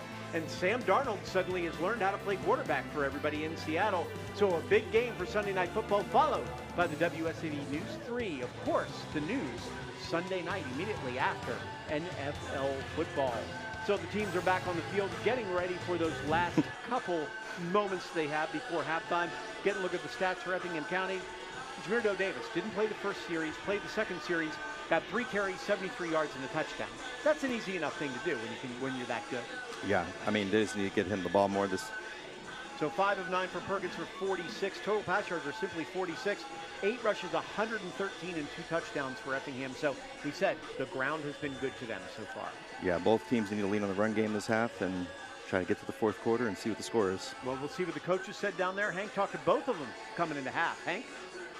Yeah, guys, we'll start with the team that's up on the scoreboard. Head coach John Ford for Effingham County said that they just have to finish 24 more minutes of football, and he's been pleased with how his offense looks, but on defense, they've got to be a little bit more disciplined into the gaps. For Jameer Doe Davis, we've talked a lot about that injury. They're just rotating drives at this point, so we expect to see him plenty more in this second half. Now, on the other side, for Matt Dobson in Statesboro, he said, we've been in this position before. We just have to find another way once again. And so they're down, but the question is, can they make this comeback and come out on top of the region by the night's end? He says that they've just got to finish drives. As for the 2 drop the potential touchdowns, they've got a few more tricks up their sleeve. Expect them to look for some of those big hitting plays in the second half. Hank, thanks so much. Beckham Gerard, 1 of 6 for 2 yards. We said any one of those 2 drops that they had, though, would have changed the game and put 50 more. 31 rushes in the first half alone for 103 yards for Statesboro. So as you said, you know what they want to do, and they want to keep running the ball. But first, they're going to have to play some defense. Effingham County, the Rebels get the ball first right here to start the second half. Looking at a couple scores. Last report, we've got Savannah Christian up 10-0 on Toombs. An interesting one over in the Low Country. Hilton Head Island 39-20 over Beaufort at halftime. Not much defense going on in that one. Meanwhile, all the way into the end zone, Statesboro takes care of this for us to start our second half right here. So Tucker Perkins is your quarterback. Had an ankle injury last week, doesn't seem to be really affected by it. He doesn't run that much anyways, so if he can, as long as he can plant, that's going to be the key with that. Yeah, I mean, he's poised to get some of those passes connected this half. He's been throwing short mostly. We haven't seen him go deep to maybe the guys out there. I think Zeke Brown has been an intended target on a couple times, big 6'3" wide receiver. They believe they've got an advantage on that corner. Yeah, they're getting man-to-man on the backside, so they have that all day. And yes, in the alternating format, just like Hank said, they are going to Jameer Doe Davis, so he is healthy enough to play more. With only a 7-point lead, this game is far from out of reach. Oh, Perkins, though, is going to throw, and he's going to get deep, and he's going to overthrow his receiver. That's a big no call. That was a little chuck at the end. I guess they're going to call it uncatchable, would be my guess. Whether he fell down on his own or whether he knocked him down, but I think the ball was about 5 yards past him when he hit him anyway. The DB got away with a good tug on that one. Is it good? We'll see. We can't see it from this angle, so we're not going to get right there. I think he just had his hand on his. Look, you didn't like the other one. Now suddenly you're calling for it. I'm a big no-call guy. But that was PI. So here we are, 2nd and 10. The handoff to Davis. Davis, for the first time, will be stopped right at the line. The Statesboro defense toughening in that first drive. Excellent job on the interior. Give that one to Xavier Spells. He's got 49 tackles coming in. That's his 50th of the year. 12 for loss. That's right about 1 yard. Not quite on that, but 4 sacks, 18 hurries. He's all over the quarterback. We'll see if he can get to him this time around, as now it's 3rd and a long 9. Perkins in the pistol. Jameer Doe Davis behind him. 4 wide receivers. Shift to empty. Now 5. Perkins looking. He's going to go deep. He's going to overthrow his receiver again. That one's going out of bounds. So 2 deep shots, but really not very close to those receivers at all. Yeah, Statesboro's doing a good job on defense. They really had some success with the quick passing game you talked about, and short throws, allowing the receivers to run. Instead, maybe they thought they had something on the outside, but Statesboro's defense did exactly what they needed to in a 3-and-out. Yeah, they're mixing up their leverage on the outside, starting up, moving back, giving the quarterback multiple looks. Boy, emotion has to play a big part of that too. When you stop that running game for the first time and are able to pull down this offense, which is very explosive, and they know it. There's the kick, almost blocked again. Adam Thompson, the punter, going to get it off. They'll have the ball inside Effingham territory. Only about a 28-yard punt. So it's just what Statesboro, and they've got a lot of energy on the sidelines. I'm looking at this. The Coach Dobson got them fired up at halftime. And this played right into their hand. Do you work for the emotion side as a Statesboro team when you're at home? You know what this all means.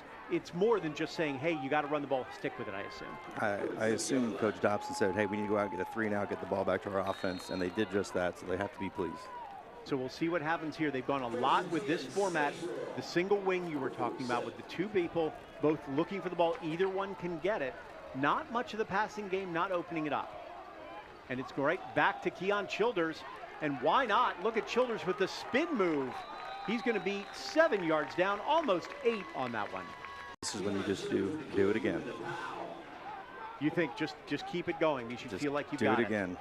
Do it till they stop it. Great push on the inside there by the interior lineman. We've done an excellent job. Jeremiah Kegler, Chandler Tyson, Corey Harrington especially. The tackles have to do their job, but it's the guards in the center that seem to be the most impact to me.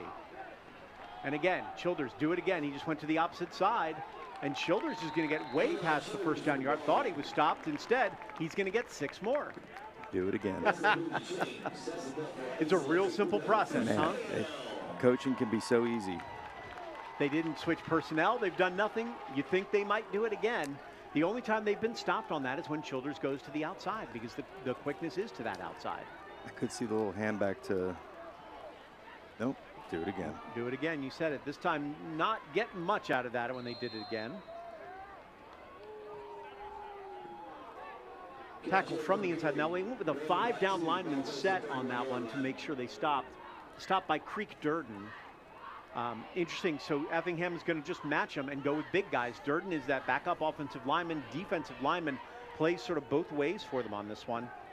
16 tackles coming into that one. That's his 17th on the year. Gain of about 2.5. And Coach Sean Mooring says do it again, and they're back in the exact same formation. We'll see what happens here. They will do it again. Right back to Childers, who gets to the outside. He's going to get a bunch of yards all the way down to the 10-yard line. Excellent job after breaking 2 tackles, almost getting tripped up, but able to make big yardage out of it. Do I need to say it again? You didn't say go outside this time. Good stiff arm, by the way, too. Yeah. If you look at Childers right in the face. Pulled down at the last second by Jernard Albright, who scored the touchdown earlier too, but not before he got all the way down to the 11-yard line. Good news for Statesboro. You like to be at the 11 because you can still get a first down too. Yes. So here we are, 9:21 left in the 3rd quarter. Statesboro with their first drive, and it's right back to Childers, and it is do it again, as Coach John Mooring said. Right up the middle, and it's a gain of 5. One more time for Keon Childers. 22 carries already on this game. Yeah, and he knows he can handle 44, so. And he may have to today. At the rate things are going, it doesn't look like he's getting much of a break. It's not every day you say, take your quarterback out of the game, run a single wing with whoever you have with your running backs, and say, this is how we're going to put the ball at you every single down. And again, it's Childers, again up the middle. Big push from the offensive line. Touchdown. And they will call it a touchdown. Keon Childers is putting on a show for everybody out here in Statesboro. 5'8", 150, with a little help from some big offensive linemen, but can find the end zone. 22nd touchdown on the year rushing. Yeah, he's got some dog in him. just kept pushing and pushing, and easily made it in the end zone. Maybe when you're that small, it helps too. Yeah, and he's doing this early in the third quarter. Just imagine that, fourth quarter, it's going to wear on him. And you said he's used to carrying the ball a lot. 27, 28, 44 carries are his 3 big ones. He doesn't look like he's stopping anytime soon. Big extra point here for Statesboro. The kick is up, and it is dead center on this one. So now we are tied at 14, 8:41 left. The script played out perfectly for Statesboro. Hold them, score. Now you got to hold them one more time. Yeah, I would like to see Effingham start connecting on some of those deep throws. Get Hunter open, throw it deep. But the last 2 didn't work, but we'll see why they didn't work exactly to figure this out. So, but interesting, you wouldn't go with those short passing game that seemed to work for Perkins. Childers, as we said, 22 rushes, 97 yards and 2 touchdowns. Taj is all over it for us. My stat guy extraordinaire from the season. So, unsportsmanlike conduct on Statesboro. That penalty will be administered on the kickoff. So that's okay. So administer this penalty on the kickoff. So referee pointed the wrong direction, but said the right team in that case, said Statesboro. So the unsportsmanlike for Statesboro, a little too fired up here. And now suddenly you're kicking from 15 yards back from where you don't need to when you've got a Travis Hunter, among others, back there. Yeah, and you've also struggled on kickoff already this game. Not big leg kickers to kick it all the way in the end zone. They did the first time out in the second half, but you're not going to get in the end zone from 15 back. Not in high school, not with these guys. So then the question is, do you try to kick it up the middle, get as much distance out of that, or you just go ahead and bomb it and hope that you do real well with it? Bomb it and kick it away from Hunter. Anything you do to kick it away from Hunter after the last one. Coach Dobson and company trying to get a few answers on what exactly happened on that play to get the 15 yards. Apparently he got enough of an answer to say, okay, that's the way it works. So now I'm confused, but we'll figure out what's going. Now they will go ahead and kick off. They said come out. All right, so we're back where we started. We got our 15 yards. We are tied at 14. 8:41 left here in the third quarter. Statesboro with an initial drive after stopping Effingham on there first. Drove it all the way down the field and got a touchdown, and we are all tied, and the fans are fired up. Halloween, don't need candy, don't need a trick or treat. All we need is some great football, and we got it right here. All right, Hank, what you got on that last penalty for us? Yeah, guys, it's not so much about the penalties. On the Effingham sideline, it was an unsportsmanlike on Statesboro, but after the slow start to this half, the Effingham coaches were saying, guys, you've got to fix your faces. You have got to bring the energy up because of that slow start. So we've been in this position before. We've got to close this game out. Now it's a 0-0 ball game. So they're looking to get more energy out of the guys in white there. They get the ball now. Look for Travis Hunter to make a big impact. We'll see if that penalty makes a difference, Hank. Thank you so much. So we've got our guys back deep for Effingham. We'll see. They are going to kick it right up the middle, but it's going to get past the first set, but still only to the 36. Down at the 40. Good pickup, though. Excellent job by Statesboro knocking them down on that. 27? Dalen White. Yeah. Dalen White. So the kickoff team, we've seen it in multiple games. Kickoffs can make or break a team in the high school game this year, especially. That was a really good open field tackle. So 40-yard line, not as bad as it could have been after that kick and after that penalty. So do you get complacent maybe? You drove down easily and scored on that play for Effingham. Then you stopped them on 3 plays, knocking them back 5 yards on defense. Do you walk in a little complacent at halftime, and that's why Coach Ford's really trying to rev his team back up? Yeah, I mean, I'd just like to see them get back to what they were doing in the first half. We'll see what they can do right here. They're going 3 wides. The fake handoff and Got it. Wide open, Oh. and he will pull that in, and it's deep on the play. All the way down to the 13, 12-yard line. And a little bit chirping afterwards. No need for that, boys and girls, on that one. That's Noah Reese again. Noah Reese has been the favorite target. Nope, not Noah Reese. Instead, check that. Malik Letman. I only say Malik Letman with that question because he's got only 9 catches on the whole year, but for 216 yards and 2 touchdowns. So clearly the deep threat, botch coverage, wasn't it? That's his play. Throw it deep. Screen and go. There's the fake handoff to Junior McKenzie. The play's up, a lot of contact, and that will be a flag on that one. One more time going up for Zeke Brown. Talk to me about the play before, John. Just a busted coverage? Yeah, they went for the screen to the right. DBs jumped it. 2 guys jumped it. He went right up the seam. So 8 minutes left right here. The music's not ready to play for either of these teams. We got a tie game. We're not ready to go anyplace. 8 minutes left here in the third quarter. That's interference. Defense. Half the distance to the goal. Replay. First down. Pretty obvious pass interference there. Clearly, Zeke had a corner on him. Yeah, I really like Coach Ford's aggressiveness, though, coming out of the half. Well, maybe you got to get the team revved up, and that's exactly what a big play like that'll do. Now, Junior McKenzie is your running back behind Tucker Perkins. And he'll get it up the middle. Nothing doing now against that Statesboro defense. You talked about it early. They had to find a way to stop those up the middle runs because they were gashing them for big yardage, and they figured it out. Yeah, they've been stunting their line, moving them in tighter, trying to make those things bounce. McKenzie with 600 yards plus on the year and 13 touchdowns in basically a timeshare right now with Jameer Doe Davis, who's typically their #1 rusher, but got a lot of explosiveness himself and a lot of ability to get wherever he needs to in this offense. You need a quick guy with all those wide receivers. Here's 2nd and about 3. The handoff again to McKenzie. He bounces to the outside. Chavers is going to bring him down right about the first down line. Now there's a flag and lots of... We'll see what happens here. There's a lot of pushing and shoving. They pulled like on Effingham. Well, they pulled the Statesboro guy out, but getting a little chippy here at the start of the second half. Teams know each other pretty well. I like it. Region battle for the #1 spot. Sort of way it used to be. You know, you didn't like the team that was around the corner from you. They play every year. They know each other well. After the play, personal foul on the defense. Half the distance to the goal. Distance is enough for a first down. So that's what I was looking at. The way they pulled the guy from Statesboro out in that case, quickly out of the play, made me wonder if he didn't go ahead and do something. 23 is Dylan Balderas, who got that penalty. And they won't get much yardage, but they will get a first down, and that was the biggest thing because they had stopped them about a half yard short. Taking a look here, see if we can see exactly what happened. There's Balderas. Oh, he's just pushing him on the ground. Pushed him 2 or 3 times when he didn't need to. 60 got a cheapie in. Yeah, he got a little extra, and he didn't get called for it. It's always a second man.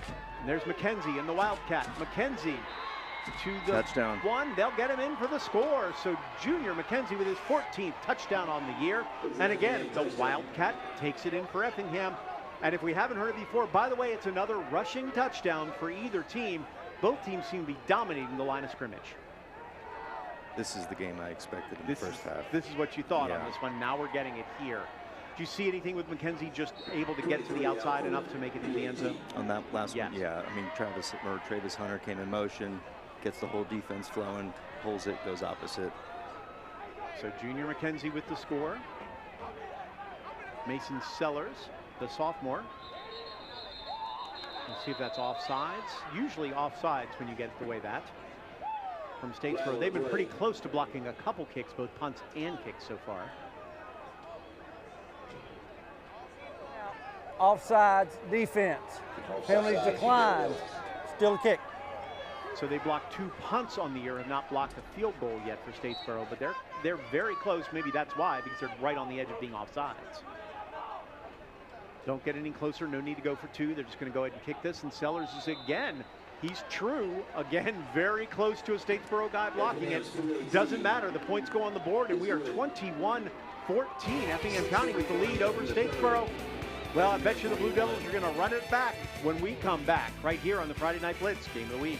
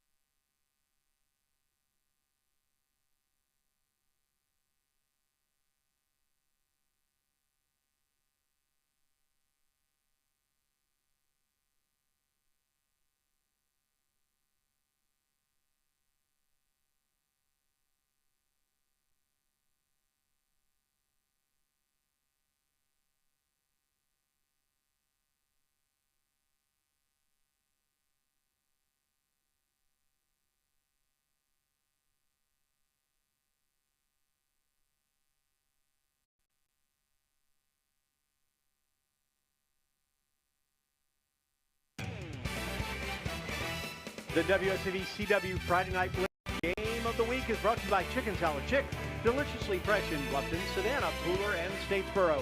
Made from scratch, served from the heart. Well, the heart and soul from both teams going into this one in the second half, trading scores in the first 5.5 minutes. And now Effingham County, the Rebels, back on top, 21-14 over Statesboro. Andrew Davis here with Coach John Mooring. So it's back to the game. You called it. Single wing, run up the middle with Childress, and that seemed to Childress, and that's worked every time. And you assume they're going to go back to it. Gage Newsome, back deep. Instead, they'll kick it to the opposite side to Mason Kimball. Kimball's at the 5. He's at the 10. He's at the 15. He gets to the 20, to about the 21, maybe 22-yard line. So if it ain't broke, you don't fix it, huh? Yeah, I mean, you'd want to start with better field position, obviously, but I think they come back to it and let Childers run and just keep going. And keep going as long as he can do it. Interesting, they haven't gone to anybody else really. A couple runs for Chavers, the big guy, when they've needed it, but it's been all Childers basically on this. A couple for Beckham Gerard. Interesting still. Not in the game. They ran him 2 or 3 times, I guess, just as an option or a threat. Still have thrown 6 passes, only 1 completion. Here's Childers, though. Why do you need to throw when you've got Childers? Well, in this case, you need it because he just got pulled back for a loss of 1. Do you just tighten your tackles up then if you're Effingham to try to make sure that those don't happen up the middle? They've got to make some adjustment in the middle, but I also did like to see Gerard on the sideline waving the towel, getting his guys juiced up. I mean, that's great team. It's got to be tough for your Yeah. quarterback to see this and go, I'm not in the game. I feel like I can do something, but I'm seeing what my running back can do Yeah, too. and he's getting his guys fired up. I like it.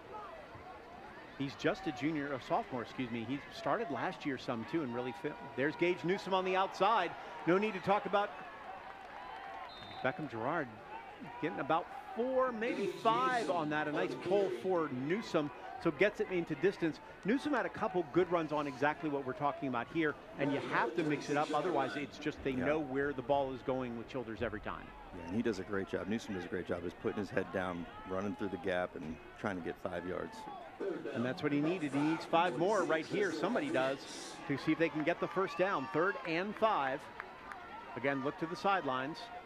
Maybe a switch on a play call. And it is Childers one more time. Childers up the middle, nothing doing, maybe 1. Not the ideal here. This is when I do wonder, why aren't you putting your quarterback in and maybe mixing it up somehow, at least give the option of a throw, which you don't have right now. Yeah, I mean, as a coach, though, you got to go back and look at your first half. I mean, threw for 2 yards, 2 drops. Childers has been the guy. I don't disagree with you. I just look at it and I go, I feel like there's an option somewhere in there to at least make them think about a throw or make them think about something else. But we'll find out. That's why I'm not coaching on the sidelines, and that's why Matt Dobson is so good at what he does and has his team in line for a potential region title. And here is Beckham Gerard. He's going to go ahead and punt. He's got a 34-yard average. Okay. Nope, he's going to fake it. Is anybody open? He's got his man, and it's picked off. Well, it's dropped, but it doesn't matter. In fact, that was probably better that it was knocked down instead of getting picked off. Chris Swinney, the backup quarterback and junior corner, smart enough probably to drop it because now field position very much in Effingham County's favor. That's a tough play call, John, when you get that far and throw the ball that far. Yeah, I like the aggressiveness. There was a guy that was a little bit more shallow that was open. I would have went with that one, but take a better look here. I mean, Beckham Gerard, the quarterback, we said, hasn't really had a chance to throw much.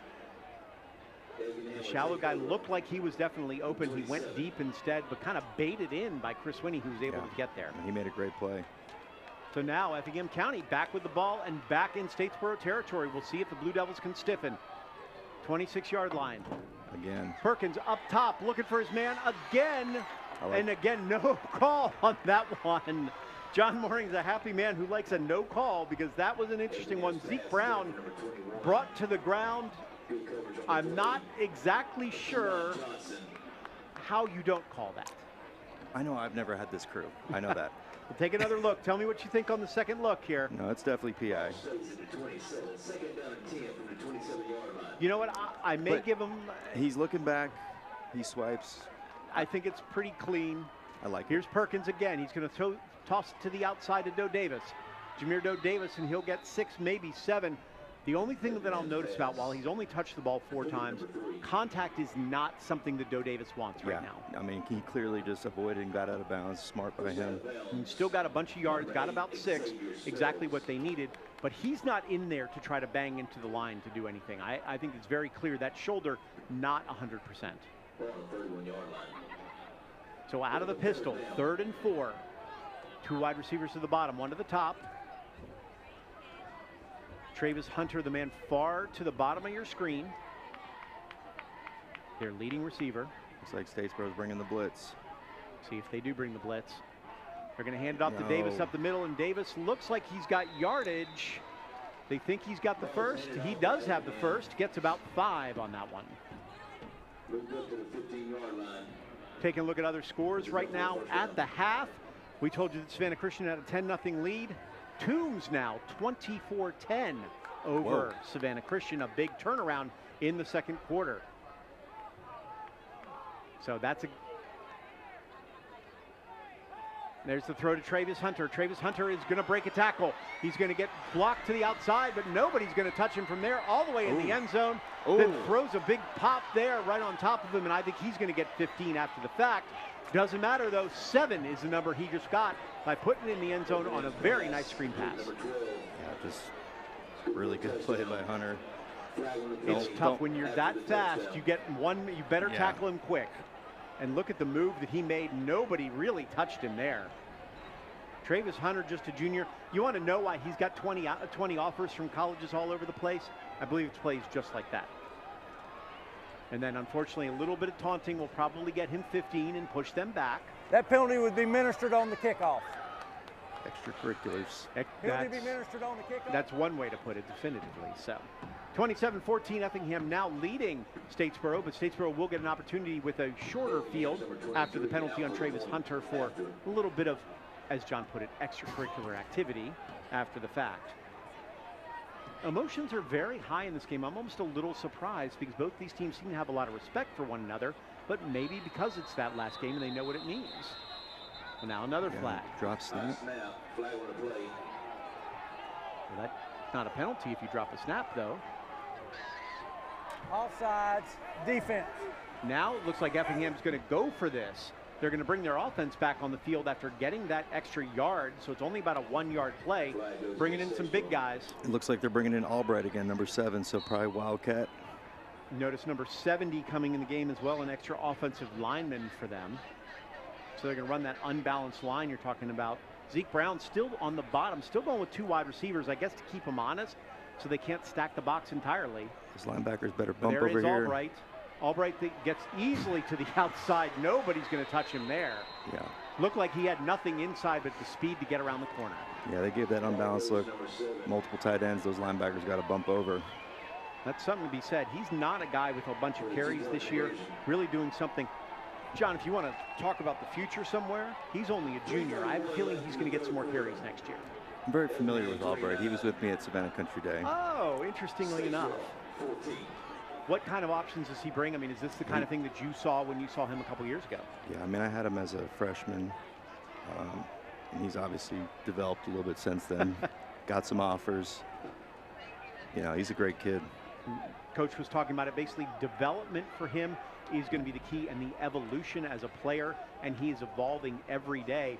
On the defensive side, 44 tackles and 2 picks already this year, so it'll be interesting to see, but I have a feeling from what we just saw here, he's going to get some more carries this year as well as next year. Yeah, I mean, they'll definitely work on that Wildcat package, and then on defense, he's doing his job. It's an interesting situation. I mean, Doe Davis is a junior too, but they've been going with a 2-back rotation. Probably works, and he's got a little bit more size to go with that speed. Zombies are here, just in case you're wondering, John, so be careful. It's a tough day for the Zombies right now. The Statesboro not looking as good as they could, 29-14. Blue Devils far from out of this, though. 3:31 left here in the third quarter. Got the home fans, and they've had a couple solid drives so far. Last time, a gamble didn't work. Effingham took advantage, but you have to think Statesboro knows they can be right back in this game very quickly. Mason Kimball engaged Newsom back. It's going to be Newsom, picks it up at the 30. He's getting on the run. He'll get to the 40. He's to the 45, to the 47-yard line, 48, before he's finally brought down by multiple people, including Gernard Albright. They need to get it going here. There you go. I think you're right. I think they're putting the quarterback back in. I think you've got to be some option out here, because as good as Childers has been, it's clear that they know where he's going to go and can stop him. Yeah, they still need to have him in there and give him the ball, just hand it to him, and then do your play action pass. Try it one more time. But to me, I love the option saying Beckham Gerard can run or throw too, and he has proven he can run it a couple times. So here he is back at quarterback. They're going more with a spread on this one. This was not a wing tee for him. And Gerard's going to throw that one away basically in the middle of about 4 guys. A lot of pressure. The only problem with their passing game right now is the line is not holding up against what John Ford is doing, because he's bringing some heat. Duff Davis on the coverage. Been all over the field for us so far in this game. Now went off that system of what they were doing running the ball. You know, you talked about if it's not broke, don't fix it kind of situation. I think they're back in this, but instead they're going to go to this wide open thing and see what can happen. But they're going to hand it off to Childers. Nothing doing huge play right there on the defense side by Landon Carter. Hadn't called his name all night. 6'1", 229, 33 tackles, 15 tackles for loss, 16, including that one right there. It's a lot of tackles for loss. He's all over the place there. And you're right, Albright, we were talking about him before. As Coach Ford put it, he's got a bunch of offers. Yeah, and I mean, his strength obviously is in the pass defense, and they're not having faced much of that today, but he'll come up and hit you. He will hit you, and he'll hit you hard if he needs to. 3rd and 10 here. Going with a 5 wide. Lineman split out wide. Side, hidden lineman. Oh, there it was. I guess that's going to be a illegal motion penalty. Mm-hmm. They feel he was going to turn up. 5-yard penalty. Remains 3rd down. Did they feel he was going to turn up field on that? I didn't see anybody else moving. He was attacking the line on the motion. He did that little juke that he did, a little stutter step. And really, I mean, he's not even part of that play. It was the hidden tackle. Going the other way. Yeah. So they're doing it again, hoping they didn't see it. This time they're going 3 wides, 2 on the other side.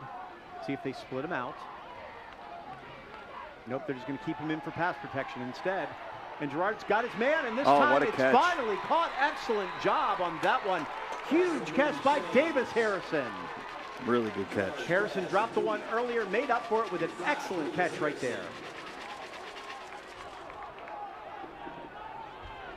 Harrison just up and over. Albright pulled it in, held on with Albright's hand still on the ball, too. Yeah, Albright did a great job recovering on that one. Harrison got about 100 yards rushing, 168 receiving on 11 catches before that one. Excellent job for his 12th catch, putting him in position at 36-yard line. 1:47 left here in the 3rd quarter. Statesboro with the ball. Rashad Childers takes it to the outside. Been their big man. 8 yards on that one, all the way down. Just what the blocker ordered for this team. 29-14, Effingham in the white, leading. Statesboro in the blue. Andrew Davis here with Coach John Mooring. You said if it's not broke. Childers has been excellent. I love that they jump back into the single wing. They got the couple passes out there. Got the first down. Now go hammer it in. I still, as I said, I'm no coach, but I'd love to see Beckham Gerard in there with him just for the opportunity, even if you're not going to give it to him. Childers up the middle, right at the sticks. They're going to mark him just short of the first down with a 1 minute and ticking here in the 3rd quarter. So 3rd and 1, bringing an extra offensive lineman now. Effingham very aware of what they're going to do. 27-yard line. Which is probably up the middle with Childers, is what they've done multiple times, or Chavers if not. I would like to see the counter to Newsom here on the outside. I like the call. They're thinking it's going up the middle. Let's get him on the outside. We'll see what goes on. Newsom is number 2. He's on the outside on this one. They haven't run that left, though, so I'm thinking they're going to stick with the right. Yep. And they go right to him. Childers again to the 25, to the 23-yard lines before he's knocked out of bounds. Right on the edge of being a late hit, not actually happening. Everybody's good with that. Moving on from there. That is enough for Ace Electric Blue Devil first down. some reinforcements in the game. Childers actually going to take a break. No, I thought he was. He looked like he was standing near the sidelines, but he's just getting the play call on this one. 11 seconds left. They do not have to run a play before the end of the half, or excuse me, before the end of the third quarter. And I assume he will not here with 4, 3, 2, no. So we will go to the third quarter, end of it, into the fourth. 29-14, Effingham leads Statesboro, but Statesboro in position to try to get a touchdown closer. We'll have the latest for you, what the Blue Devils are gonna do next on the Friday Night Blitz Game of the Week.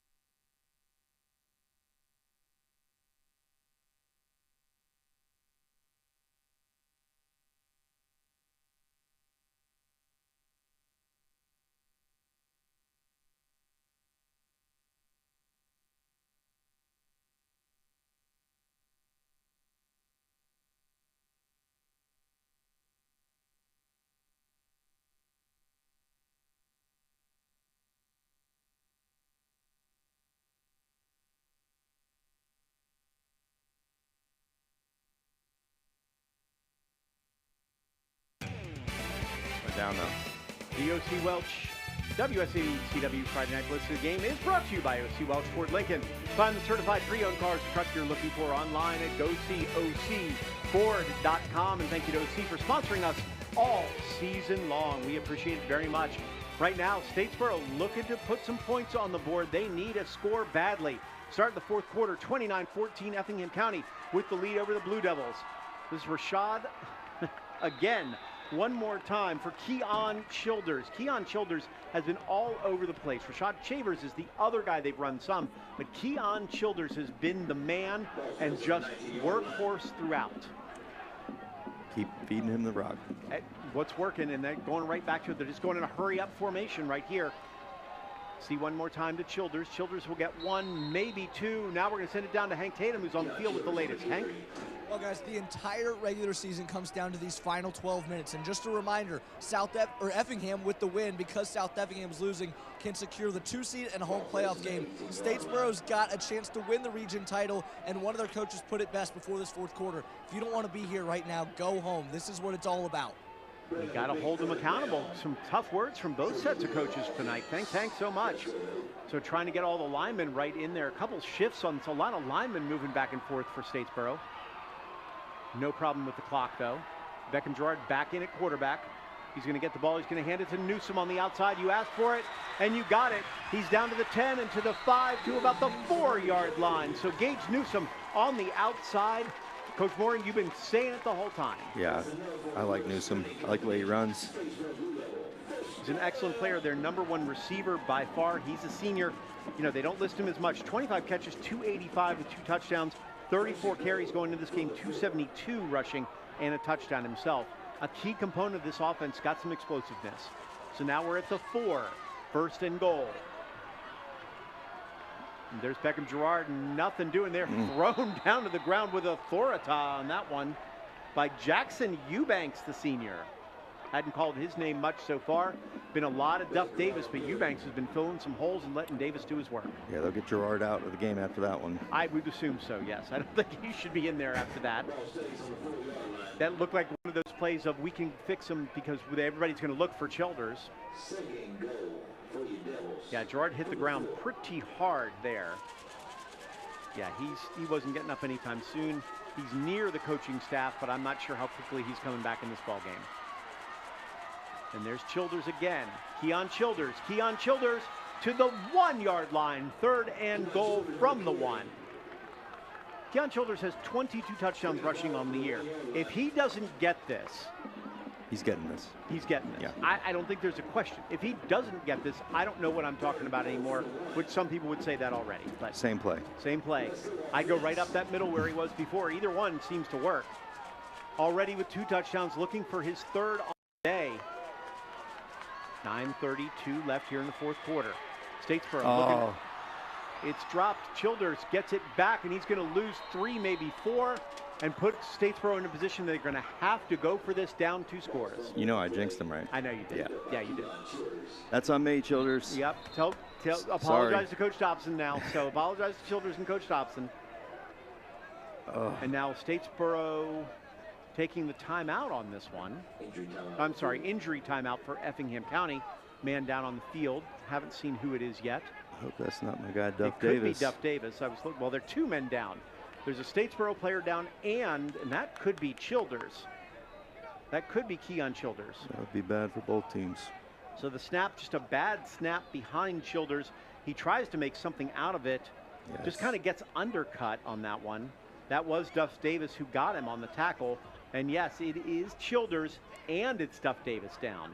So that's exactly what Statesboro didn't need. Yeah. And that's maybe tonight's best defensive player for Effingham on the field. Yeah, I think that was need ahead. Yeah.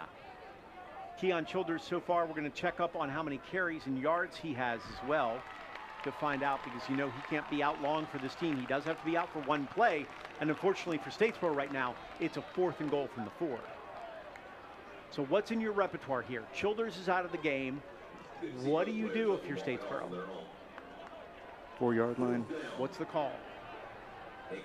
I would go back to the pop pass. You know, we'll see what happens. They're going to run it because they don't have running backs. They have guys who can go, but not their best team out there without Childers. It's been open twice, number 5. MJ Kimball is your running back. Gerard is going to roll and throw. He's looking to throw back, and he's got his man for the touchdown. Davis Harrison. Coach Moring calls it wasn't quite a pop pass, but it was a pass. Beautiful drag back to the opposite side. I like it. Big play for the Blue Devils with their big man out. Go ahead and score and take it in. And they're going to go ahead, I believe, and kick this. Yes, they're going to kick this, and they'll worry about getting the 2 that they're going to need next time around. With Childers probably out of the game and still needing a little bit of time to get ready. Beautiful job here by Gerard, by the way. That's probably the design, wasn't it, Coach? Yeah, I mean, the tight end throwback. Davis Harrison with a great touchdown catch there. Had a couple on the day. Nope, I may have lied to you here. 11 seconds left. They better get something off. 5 here. 4, 3, 2, 1. And they didn't get it off. Whatever they were going to do. It's a blessing. It probably is a blessing right there. So now they're going to kick the field goal. You kick your extra point, I would assume, from here. You go for the 2 later. Yes, now they will bring in their kicker to go ahead and kick this. Interesting. What were they looking to actually call that play, or was it just indecision? What do you look at? Can't say for sure, but I'm glad it worked out the way it did. That's my payback for Childers. For Childers earlier. Yeah. Mason Sellers is your kicker, so an extra long, extra point, and a big one here to keep him within 1 score.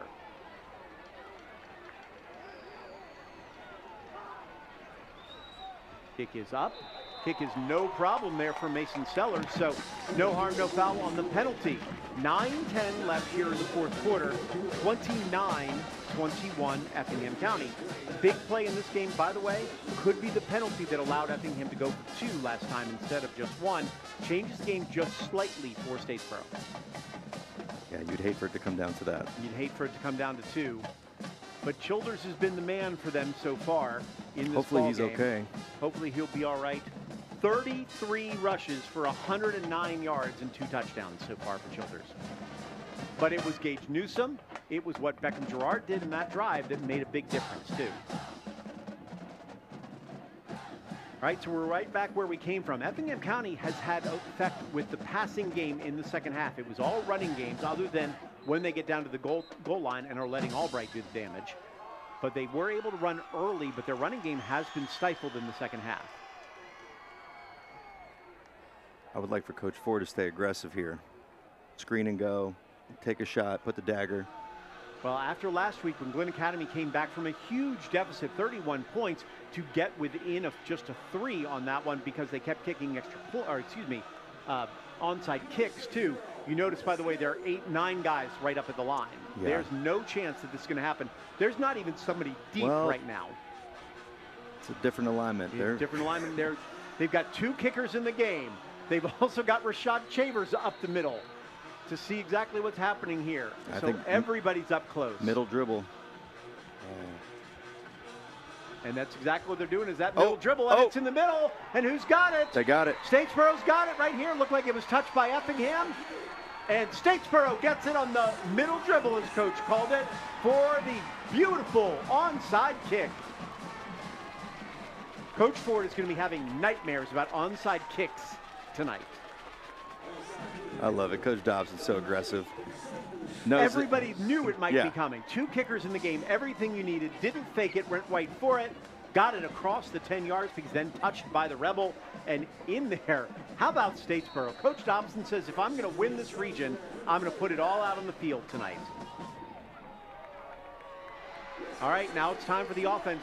Chavers back in. Keon Chavers, as we said, 33 carries already. Online for 40 plus. If that's what it takes. Beckham Gerard, your quarterback. He'll get it. And again, it's another motion penalty. That was against Childers trying to get up too quickly, I think. Prior to the snap, false start, offense. 5-yard penalty, remains first down. There's such a slim margin for Statesboro. Penalties like that are very, very important. Yeah, they need to stay ahead of the chains. And it changes your play calling in theory. I mean, you can do everything there. You know, we're looking at it so far. You've got the same guys. Childers is in the game. Chavers is in the game. Beckham Gerard, in this case, is not in the game. Going with a different formation symbol, that single wing you're talking about. Childers looking to pass. He's got his man. It's up and just missed Davis Harrison. But boy, that's the call we were talking about. That finally proves that you can do it. He had 2 guys chasing him, just Childers not able to reach his man. That's about the first bad thing Childers has done all game. That's not his forte. No, he's not there to throw the ball. Now again, multiple substitutions on the line, bringing extra people in, switching some offensive linemen out. I've never seen this much movement among offensive linemen, too. They have a bunch of good guards. Keep them flipped, keep them fresh. And that's what they're doing. Again, the single wing. Again, last second, 7 seconds left on the play clock. Now everybody's in place. It's up to Chavers. Rashad Chavers is going to get the ball this time on the quick toss. Right snap to him, and he'll get 5, right about 5 to get it back to 3rd and 10. Are they direct snapping that to him? They direct snap that to Chavers that time. I have not seen how he's gotten the ball each time. That time was direct. I just see he ends up with it. But you used to be a defensive guy. I hope you saw the ball sometimes. Yeah, I mean, you know? when I'm standing 5 feet behind him at linebacker, it's a little different. But Chavers, the big guy for them, has had a couple good runs for them in this case. They got 5. They would have liked more. Pulled down at the last second. Now we'll see what they can do. Beckham Gerard, the quarterback, back in the game. Looking on the run. He's going to throw. He's got his man, and a great play and a great catch right there for Statesboro. Gage Newsome, and the dive over the first down line. Really savvy play by Newsome. Came back to the football, caught it, immediately turned upfield, got out of bounds. You love to have a senior like that who knows what he's doing out on the field and knows where the sticks are. A beautiful play by Newsome. I believe that's his first catch all day, too. He's been running the ball so much for them. And now right back, Beckham Gerard, the quarterback. in that single wing formation with Newsom split, the only wide receiver split out to the left. They'll hand it to Childers. No, Gerard is going to take it himself. Gets some yardage, cuts it back, and get about 8. Nice job by Gerard. Yeah, that's what we talked about earlier, about reading that end. If they start squeezing and trying to chase, he pulls it. There's nobody there. Perfect call. You saw it in advance on that one. Because if you see it on the replay, the crash end came down, didn't it, on that one? So the end crashes in on Childers, so he was able to take it around the corner. Yeah. Gerard's a pretty savvy player. I learned something from you tonight. I know that. So. But you see that the RPOs are huge, even in that system. They're all throughout college and the pros and everything else, and everybody learns from it. 2nd and 7, 2nd and 3 after the 7-yard gain. Here's the handoff. Good run there by ball came out. Kimball, but the ball is out. Are they calling it a fumble? They just waved it. I haven't seen if they've said pointed. No points yet. It usually MJ Kimball with the ball, and they will give it to Effingham County on this one. A huge mistake by MJ Kimball. Cost them big. Statesboro had the option, had everything going in their way until the fumble strip by Effingham County. And you see right at the bottom there, pulled in on the defensive side. An excellent play. You see on the replay.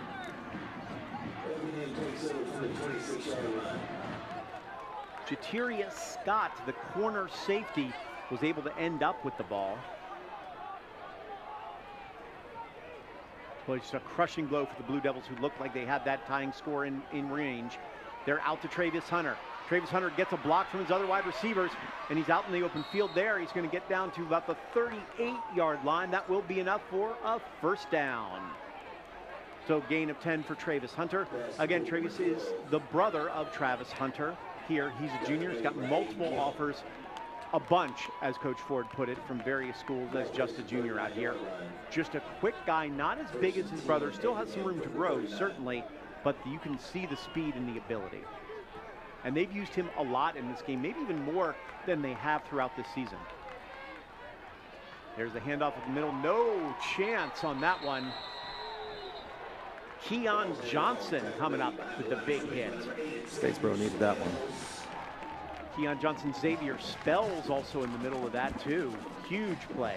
The running game has been basically non-existent in the second half. It's been all throws, but the passing game has worked very well in running after the catch. Statesboro's been stemming their line and to eat up those interior gaps a little bit. Those interior gaps is why they got 100 yards in their first 2 drives rushing. Have not seen anywhere near that since. This is their formation where they ran that screen and go. Fake block by the slot, pump. Worked last time. We'll see what happens this time. No, they'll go with this quick turn instead. Oh, he dropped it. Dropped by the wide receiver. That had first down written all over it. Nothing doing, though. Suddenly a break for Statesboro, and will be 3rd and 12. Dropped by Noah Reese, but he had a big catch earlier in the game. Noah Reese has caught the ball multiple times, got 4 catches coming in. That's the first time he's done anything. Unfortunate for him. Now we'll see what happens. Statesboro defense desperately needs a stop. 6:06 left here in the 4th quarter. 29-21, Effingham County in the white with the ball. This home crowd's getting rowdy. They need to. They got to fire it up for their guys. They're going 4 down linemen here. You got Hunter at the single receiver backside. It looks like single coverage on the outside. Perkins looking at, he's going to get hit from behind and knocked down by that defense. Heck of a play by Cam Jackson, the senior. 6th sack on the year, and suddenly Statesboro appears to get the ball back one more time. Really good coverage by Aiden Kemp, number 14. They were trying to get the ball to Hunter, and he was all over him. You saw it, basically solo coverage. They basically had it just one-on-one, a man-on-man the whole way, going with it, and they got in. Cam Jackson, excellent job. Perkins never saw him and went down. Adam Thompson, the senior, again going to kick this out. Just under 30-yard average. 5:22, clock ticking, 3 timeouts left for Statesboro, if you're wondering. And the snap is over his head. Can Thompson get it up? No, it's going to be blocked. Statesboro blocks it, and they're going to have incredible field position at the 20-yard line of Effingham. The swings in this game are outrageous. Unbelievable. The snap over the head of Thompson. Now flags come down, trying to get everybody off each other. This would be a bad play. If Statesboro gets a penalty here to push him back, that would be unfortunate because they just made a fantastic play. The third block punt of the year. Positioning everywhere. We'll see what the referees end up calling. There's a lot of people talking to each other about it. Is that Coach Ford all the way out on this side of the field? Maybe that's the penalty. I'm not sure what's going on. Everybody's there. Coach Ford, my guy, is on the opposite hash. I mean, Coach Ford lost some weight over time. I didn't know he was that quick anymore, though. Man. See what the call is. Hopefully I'm assuming it's offsetting.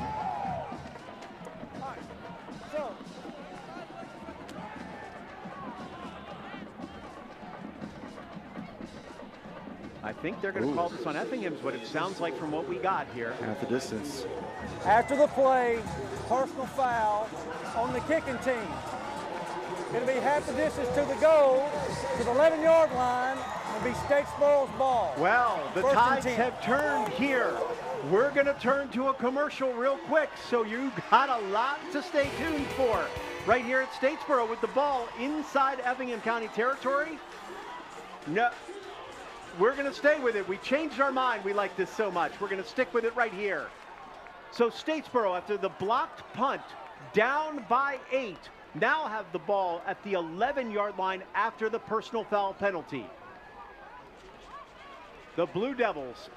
This is a new formation for them. You got 5 split out wide. See what they can do. Davis Harrison, who's caught a couple balls, but they're going to go right to Childers. Keon Childers is down to the 1-yard line, a gain of 10, and that'll be a first down, first and goal for the Blue Devils. Davis Harrison, the tight end, there to block. Yeah, I think they moved him outside for the crack block. And he did. He cracked back on him. If you look at that replay again, John, I know you saw it. Him and number 2 switched. Excellent job. Newsom's been the guy on that side of things. So suddenly, 4:43 and counting. The Blue Devils, first and goal from the 2. Keon Childers. No way this doesn't go left. All night long, and they give it to him again. And again, he's going to get in pulled backwards. Really nice play. Maybe 1, so it'll be second and goal from the 1. Boy, that's a heck of a job to grab him by the waist and pull him back. We said he's not the biggest guy. I think that was Jackson Eubanks. I could be wrong. Jackson Eubanks is a big man, too. He's got the ability to do that. We said, not the biggest guy in the world. Probably was trying to go up and over like he did earlier for a touchdown. He snatched him right back. All right. Just over 4 minutes left. Statesboro down 8, but with the ball. Second and goal from the 1. Childers up the middle. Stopped. Did he get in? He did get in for the score. 29-27. All right, let me flip the script. What is our 2-point play here? What is the 2-point play? What can you call? Last time you called the drag route for the tight end. Do you just say, we know where our bread is buttered, and is it Keon Childers one more time? He's got 3 on the night already. They are not bringing in a quarterback. They're not bringing in anything. He has attempted 1 pass as the running back. We will see. Statesboro in desperate need for this 2-point conversion to work, to tie this ball game up. They give it to Childers. He's going to get stuffed in the backfield. Nothing doing. In fact, he's going to lose multiple yards. Eubanks with an enormous play. And now the Devils still down by 2. So 3:59 left. Effingham County will get the kickoff when we return right here on the Friday Night Blitz Game of the Week.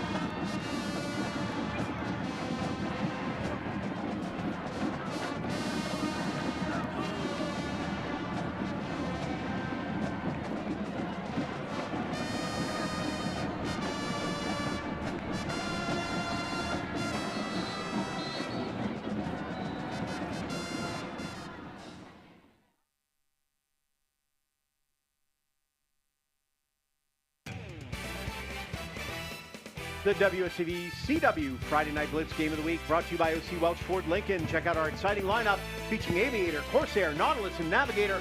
Looking for a Lincoln? Go see OC today. Want to take one more look at the two-point conversion that just happened. See it here. Jackson Eubanks was not fooled by anybody. Boy, he didn't get blocked at all. No, you got to block Eubanks. Can't let somebody go through. So they had an onside kick the last time. We'll see what happens this time. This is somebody new and different. We're looking at everybody. Something different for everything. Every time you see Statesboro's kicking differently, there is not anybody past the 30-yard line, which is Travis Hunter. I would pooch it right over this 16's head. I was thinking, yeah, 16 is exactly where you were looking and I was looking too. Effingham called the timeout because right now, I mean, there's shell shock over on the Effingham side because they don't know what they're doing when it comes to onside kicks. They may have practiced it a ton this week because it happened 3 times against them last week. And Dobson clearly has about 7 different options for onside kicks up his sleeve, so it's hard to prepare.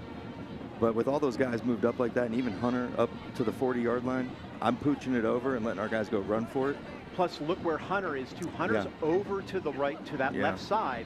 We noticed it in the game recently, too, that it looked like you could do the exact same thing and have a shot. Hunter's got a long way to go to get it, and if you can get enough distance and your guys can get there, you got a heck of a shot to pick up the ball or at least pin him back deeper. Yeah. I like your call on that one, right over the top. It was 19 and 16 over on that side. And we're not saying they can't get to the ball, but they're just pushed up so far. That's Noah Reese and Chris Jenkins. If you look on that right side, we'll see if they keep the same formation. And Jenkins is right over. I guess they're saying Hunter's fast enough to go get it, Maybe, which I get. But Hunter's not in the middle of the field. He's he's on the left adjusted hash. to the left, almost to the left hash. I would put it on the Statesboro 20-yard line. I think that's an excellent call. We'll see. See if you can get it on the 20-yard line. And here is the kick. They're going to kick up the middle, but it is in that general perfect area. Oh, don't go out of bounds. Oh, but it ran out of bounds. They couldn't have hauled it perfectly. In fact, it was going to sit down at about the 10 if it didn't roll out of bounds. But the break is for Effingham. The Rebels very happy about that one. Ball goes out of bounds. But really not the worst case scenario, I don't think, if you're a Statesboro fan. No, because the ball's not in Hunter's hands. We have a kick infraction. Ball was kicked out of bounds, would be placed at the 35-yard line. 1st and 10, Effingham County. And the 35 is still within reason. You didn't give up a big play. You didn't get any time off the clock. You have all your timeouts. And if you're Effingham, I'm not sure if the running game is the way to go. It's been the quick passing game that has dominated the second half for them up until you get close to the goal line. I think Perkins has got the ball in his hand, but also, look who's next to him. Jameer Doe Davis back in the ball game. Again, Doe Davis with 735 yards, rushing 6 touchdowns on the year. They're going to throw it to him this time, and it's going to be just out front of him. I don't know if Perkins is that hurt, but he does not have the accuracy he normally does with that ball. Yeah, he definitely looks a little off tonight. And this is an offense that explosive is an easy word to use, and I've used it once or twice already. But, I mean, they can do anything you need to, especially with Hunter out there. I would assume you're going to try to get Hunter the ball. Yeah, you could see a run play here up the middle with the RPO to Hunter on the outside, singled up. They're going to run up the middle, and again, Doe Davis is going to get nothing. That interior of the line is not letting anything happen. Cam Jackson in the middle there.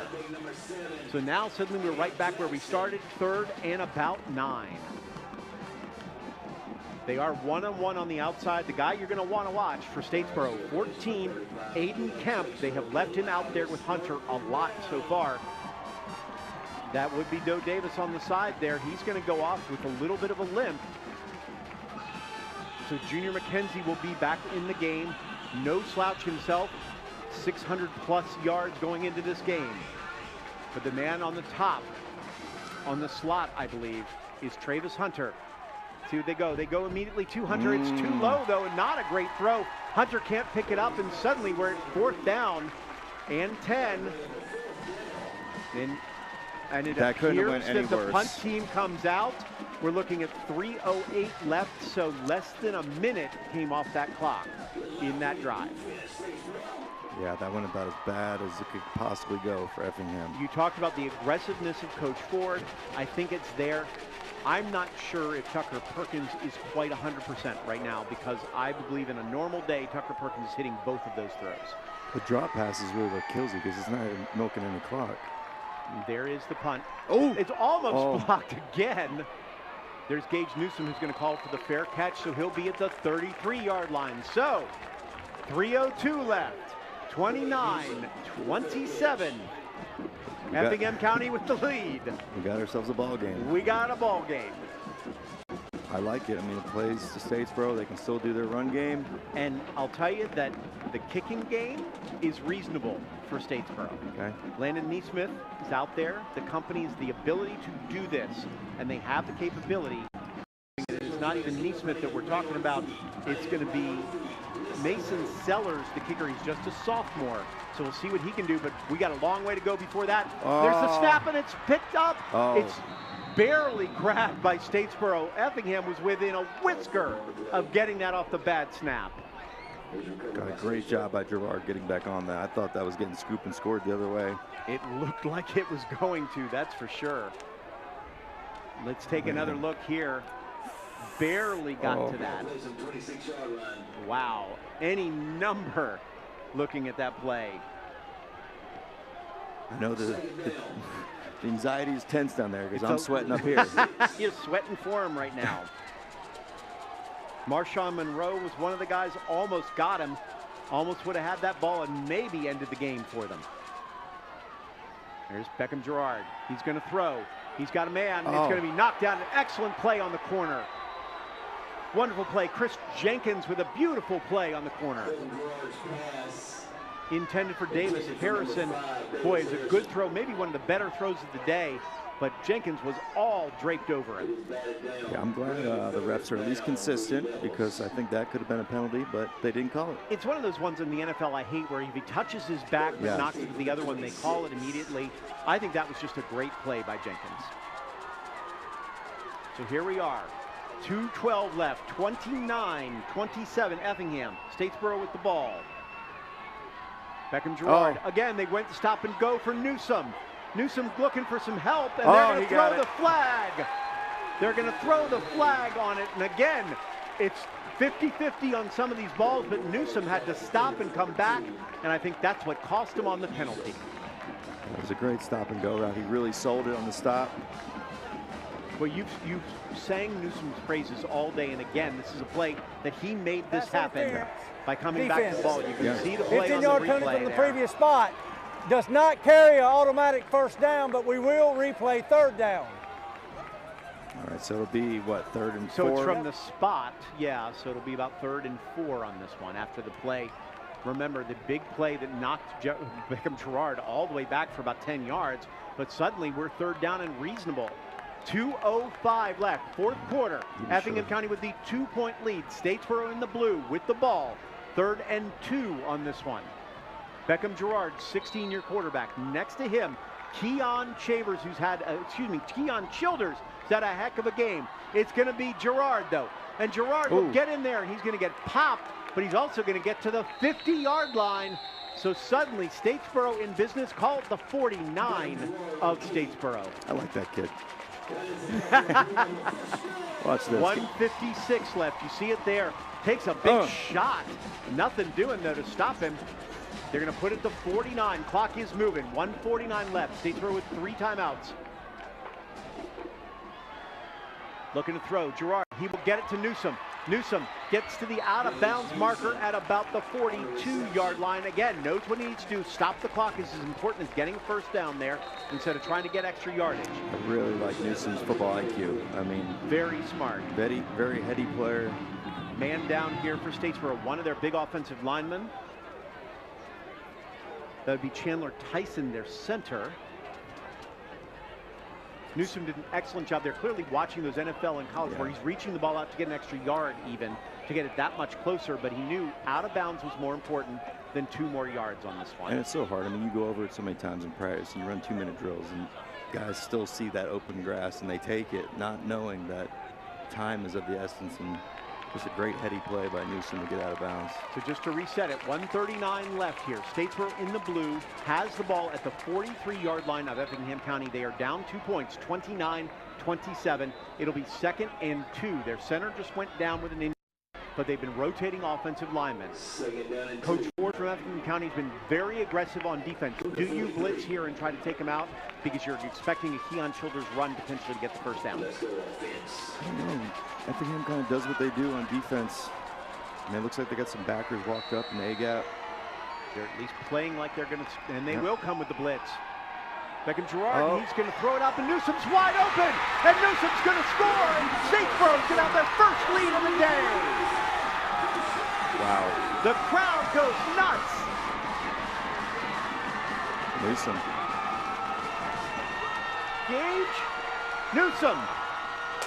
Talking about him all day. Coach Warren's favorite player, and deservedly so right now. Yeah. How about that play? 33-29, up by 4. You assume they will just kick for 1. You can just watch it here. Newsom with the fake, and then just sprinted it out. And nobody close to him. I don't know if it was an actual turnaround when you couldn't see from that one, Coach, but it certainly looked like the same thing that he faked like they were going to run and then just took off, and nobody was with him on the corner side. And they're going to go for 2 to get up 6. That's their goal here. That's why you go for 2 right here. There's Beckham Gerard. He's got his man wide open, and Gage Newsom again. Suddenly, Gage Newsom's everywhere. Yeah, he's their Childers. Feed him. So 35-29 now. Statesboro first lead of the game, up 6. Effingham County, by the way, 2 timeouts and an offense that can score in bunches, so this is far from done. All right, so Coach Ford, what's he say to his guys right now?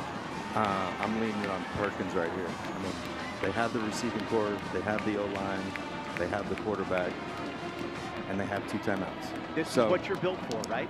I mean, region championship on the line. This is what everybody wants. Perkins has been a quarterback for years. Last year, 2,600 passing yards, 32 touchdowns. This year down, 14 touchdowns, only 1,100. Has the ability, wants to move on to college. This is what he's looking for. Senior year, last regular season game. You know he wants this a lot. This is what separates the big-time quarterbacks, right?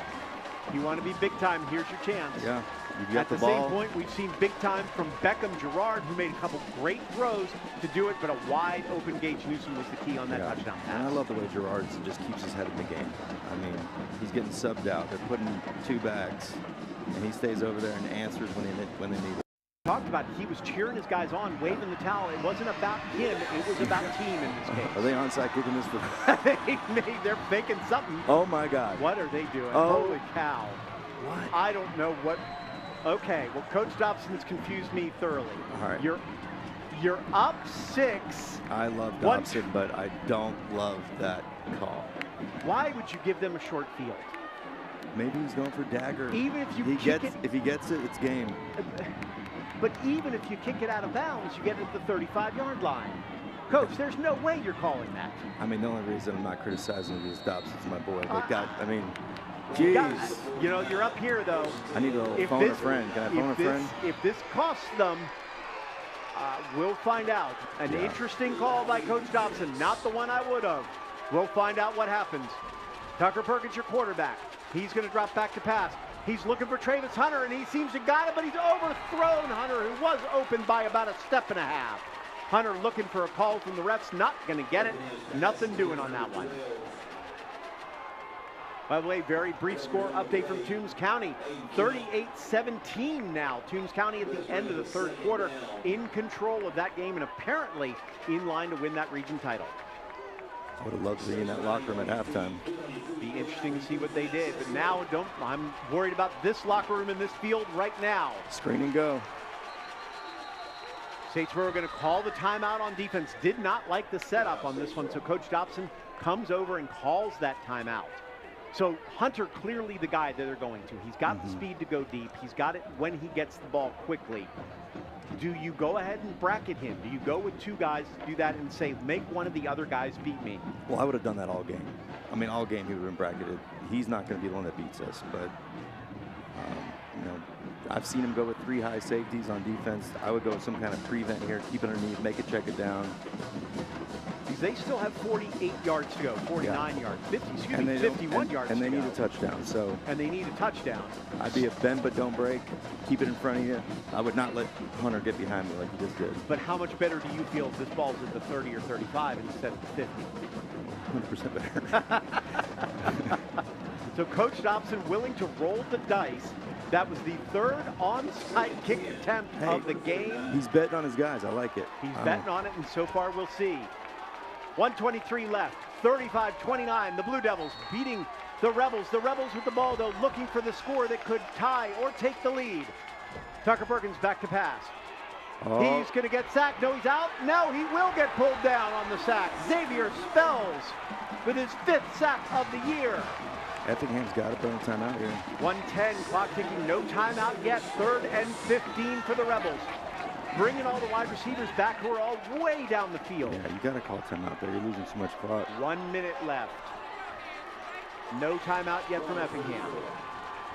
Crowd cheering, getting fired up. Perkins with the ball. Looking for his man, looking for Hunter. He's going to almost get pulled down again. He's able to stay up, and he's able to throw. And did he catch it? I think that ball touched the ground. And the call will be, we're going to look at what the refs say. It will be a catch at the 34-yard line. Effingham County with a monstrous first down with an incredible play by Tucker Perkins. Take a look on the replay right here. Perkins Does with the ball the ball touch the ground looks here? like he's about done. Ball touches the ground. He's down. Goes I'd be livid. They got him up here. All right. Well, we'll see. 43 seconds left. Makes it interesting. He got out of bounds, Screen by the way, go. on that one, too. Looking for the screen. Now Perkins is going to run. He's got some room. He's limping pretty good, but he's going to limp his way all the way to the 15-yard line. A nice play by Perkins. Boy, you can see how limited he is by watching him run right there. But he did everything he needed to on that previous play to make the play. Look at that. Yeah, he's hurting. Like Great said, play. His arm is not done as well, but his legs did what they needed to late in this ball game. 35 seconds left. 35-29, Statesboro leading Effingham County. A late touchdown has them with their first lead of the ball game. Now the Rebels looking to ace this up, get the 2nd seed in the region, and take away Statesboro's chance at a region title away. The Devils calling their 2nd timeout. All right, 15, your 1st and 10 from the 15. Effingham with 2 timeouts. They still have the ability to run. They still can throw. They can do just about anything. Do you even take a chance? Do you think that maybe they're so focused on pass right now? A Doe Davis or a McKenzie could break one off in the middle. I like more of just the drop back pass with the option for him to run like he just did. Make them cover those receivers. The quarterback can still get a couple yards. You still have the 2 timeouts. Thank God he's coaching and I'm not, because now he's still got 2 timeouts left. This is why you're very happy to be all the way up here on this one, aren't you? Yeah, I have 0 stress up here. Interesting on the play that Perkins just ran on, too.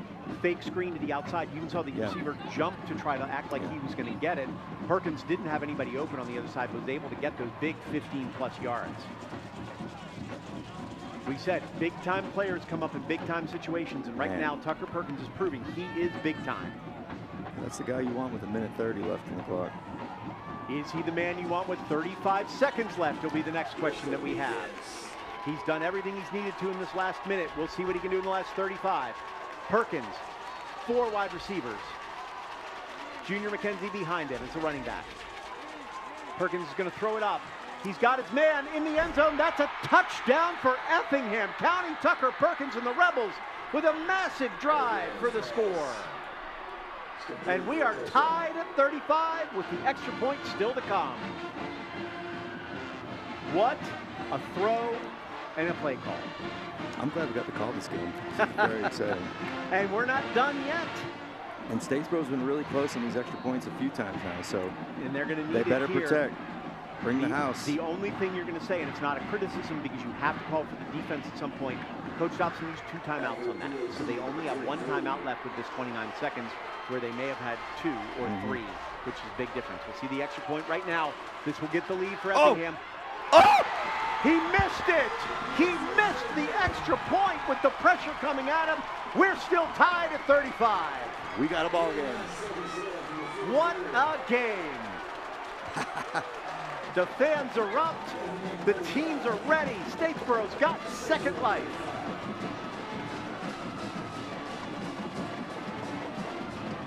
You want to swing? We'll swing you one way, we'll swing you the other. And the best thing is both teams have come up with great plays. This has not been a mistake by somebody. This has not been a terrible play. Instead, it's great plays by offenses to get us to this point. What a game. Wow. Just when they needed it the most, they were able to get enough pressure to make that kick go off to the side. I absolutely think that was because there was somebody in front of him. He had to get it off quicker than he wanted to. Yeah. And that, if he kicks it straight, it's blocked. Take a look right here. Again, a lot of pressure. They just never. I don't know if it was turned. You know, it's hard. He may have even gotten a piece of it. We can't really tell from there. Jackson Wilhope going into that was 26-28 coming tonight, had hit all 4. I think that was Xavier Spells who came in. Xavier Spells has had a good job. He's had a couple different times where he's been in tightly on this. So block punt. Xavier Spells had a block punt coming into this game. I don't think Effingham's onside kicking this one. Coach Ford would rather take this to overtime. I think he feels his offense is better. But at this point, I'm not sure what either of these coaches are going to do. So. And they will kick it deep. That will be Gage Newsom, who had a big play earlier for the touchdown. We'll see what he can do on the kickoff return. He's got to the 20. He's to the 25, to the 30, and the 31-yard line with 21 seconds left. So Statesboro has the ball, 21 seconds left, 1 timeout. John Mooring, you're the coach. Are you taking a shot or two? No. You're going to kneel on this, go to overtime? Yep. Okay. We'll see what Coach Dobson's done. They still have 2 timeouts. Coach Dobson has also called 3 onside kicks so far. Well, he's had a halfback pass, a wide receiver pass. Then it's definitely a double reverse pass. What am I thinking? This isn't what I would do. Now, Effingham does have 2 timeouts, just so we understand, so they could potentially at least force a punt. They're going to throw a quick out to Childers, and he went out of bounds. That's probably not ideal. If you're going to do that, that's probably not your best move. I don't like that now because now they have 2 timeouts. Yeah, I don't see that as a great idea. And by the way, Childers is coming up limping. And if you're going to go to overtime, that's not going to be good. So, because he has been the man. We'll give you his stats here when we get out of this play. I'm going to stop right talking at the end. Because now they're going to throw a bomb. It's for a touchdown. 16 seconds left. Beckham Gerard, he's going to take it himself, and he's going to get pulled down from the outside. Excellent job on that one by Marshawn Monroe, the senior. Interesting. That's his 6th sack of the year. Is Coach Ford's okay? Coach Ford's okay with overtime. All right, so we are headed to overtime. Effingham County, Statesboro. Statesboro wins, they win the region. Effingham County wins, they come in second and get a home game in the playoffs. We're going to tell you exactly what happens. We're going to watch it all happen here in just a moment. We're going to look at the overtime rules. Here they are for everybody. So it starts with a coin toss. You get to choose whether you want to go first or second on this one. You start at the 15-yard line. Both teams do get a possession to try to score. If you score, the other team has to match whatever you do. In the third overtime, you have to get a 2-point conversion from there to go ahead and score. Every time, no more extra points on this one. 1 timeout per overtime period. They don't carry over, it's 1 every time. So you're just going back and forth. So if you start the game after winning the coin toss, you then go second the next time. That's what happens, just back and forth from the 15-yard line. So we will see. So by nature, coaches always choose to go second. Yeah, defense first if you have a choice. Look at this. Good stuff, guys. Good stuff. All right, overtime. We'll flip 1 coin. Whoever wins that toss will have that option of defense or offense. The first possession will go from the 25-yard line. Both of y'all have that possession. 15. Is it 15 or 25? It's 15 in high school.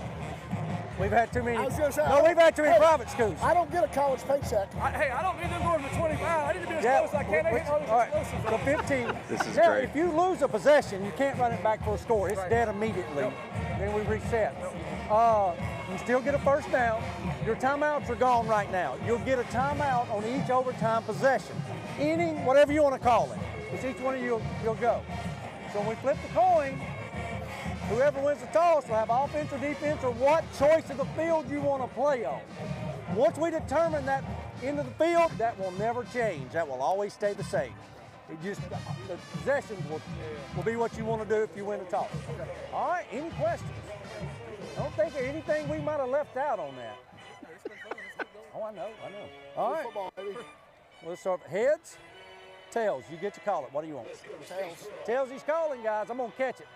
If I drop it, I'll flip it again. You said tails? Yes, sir. Tails it is. Defense. Defense, which in the field. All right, good. We'll play down there. All right? All right, so there it is. Guys, here we go. Let's Coach, go. Ronnie Melton, the referee, detailed it all for us. I told it to you. Ronnie did it even better than I did. So alternating possessions from the 15-yard line. And here we are, starting it anew. It's 0-0 basically here. By the way, we're just looking at some of your numbers here. Keon Childers, 37 rushes for 131 yards and 3 touchdowns on the day. Tucker Perkins, 12 of 23, 162, 2 touchdowns, but the biggest one was the last one. Hit that drive. He was, by my count, I believe, 4 of 4 and that touchdown. And a long run. And a long run on top of that, too. On a bum ankle. On a bum ankle. Taj is all over it. Taj, you don't get overtime for overtime, though. I'm sorry to tell you. So this is just part of the game. So Taj, my stat guy, has been the best all year long. He may leave. We don't have any more stats because Taj is leaving because he doesn't get overtime. So we'll alternate it somewhere. We'll do a coin toss for it like that. So Taj has been my guy all year long, and I appreciate him to no end. I couldn't do it without him. So meantime, Statesboro with the ball from the 15-yard line. There's Beckham Gerard. He's got to the 10. He's to the 5. He's to the 2. He's in for the score. Statesboro on the first play of overtime gets 6. Are you not entertained? Yeah, I'm speechless. What do you say? Beckham Gerard, who's run the ball 5 times all day, not thrown more than 10 passes all day. They call his number, and he does exactly what he needs to. First thing I thought was there's no Childers in the game. Keon Childers, we just told you the numbers, came off pretty gimpy on that first play after the last play they threw a screen pass to him. He does not have his helmet on the sidelines. Hank's going to be down there, I'm sure, and tell us more if he gets any more. But right now, Keon Childers is limping, and that kick is up and good. No, it's no good. Ooh. An extra point is missed again. Mason Sellers now is the one who came up, and he came off to the right. So suddenly, if Effingham County scores and gets the extra point, they can win the game. Kickers coming really tough day. Really weird game of special teams. So I was worried about Keon Childers. The extra point, I should have realized, was no guarantee. So now Effingham gets the ball. They will start again from the 15-yard line. They have to score or they're done. They have to get a touchdown or the game will be over. I feel like Statesboro had the momentum right there. Scored on the first play, then you miss the kick, and now all of a sudden Effingham's like, let's punch this in. You can't take anything for granted. It's proven by the end of regulation when Effingham missed that extra point. Statesboro has stopped the run now, so they're going to force Perkins to win this thing through the air. See what happens. Perkins will go through the air. They're going right back to their number one. But look at that. What a play. So each team scores in the first play. Zeke Brown with the touchdown. Now again, it comes down to an extra point, which could win the game. Really, they could have. I'm not going to say this.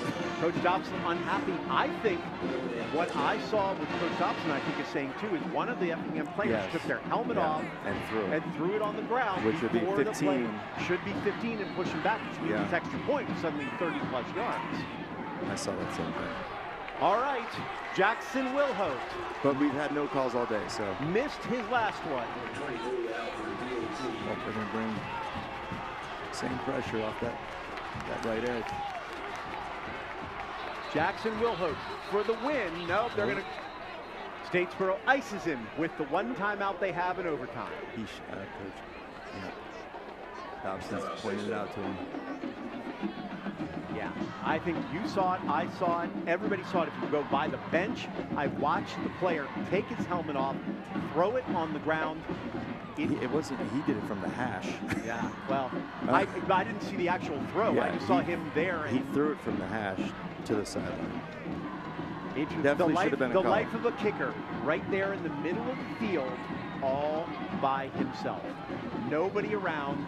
All he's got to do is hit the extra point. No guarantee he missed one at the end of regulation, which brought us to overtime.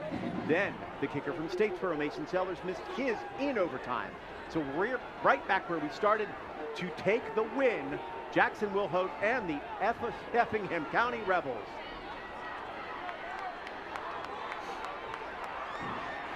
You'll be able to hear it right here. Wilhoit, the left-handed kicker. Statesboro's nearly gotten to him a couple times. Oh, almost got it. Doesn't matter. Effingham County will win this ball game on the extra point in overtime over Statesboro, 42-41.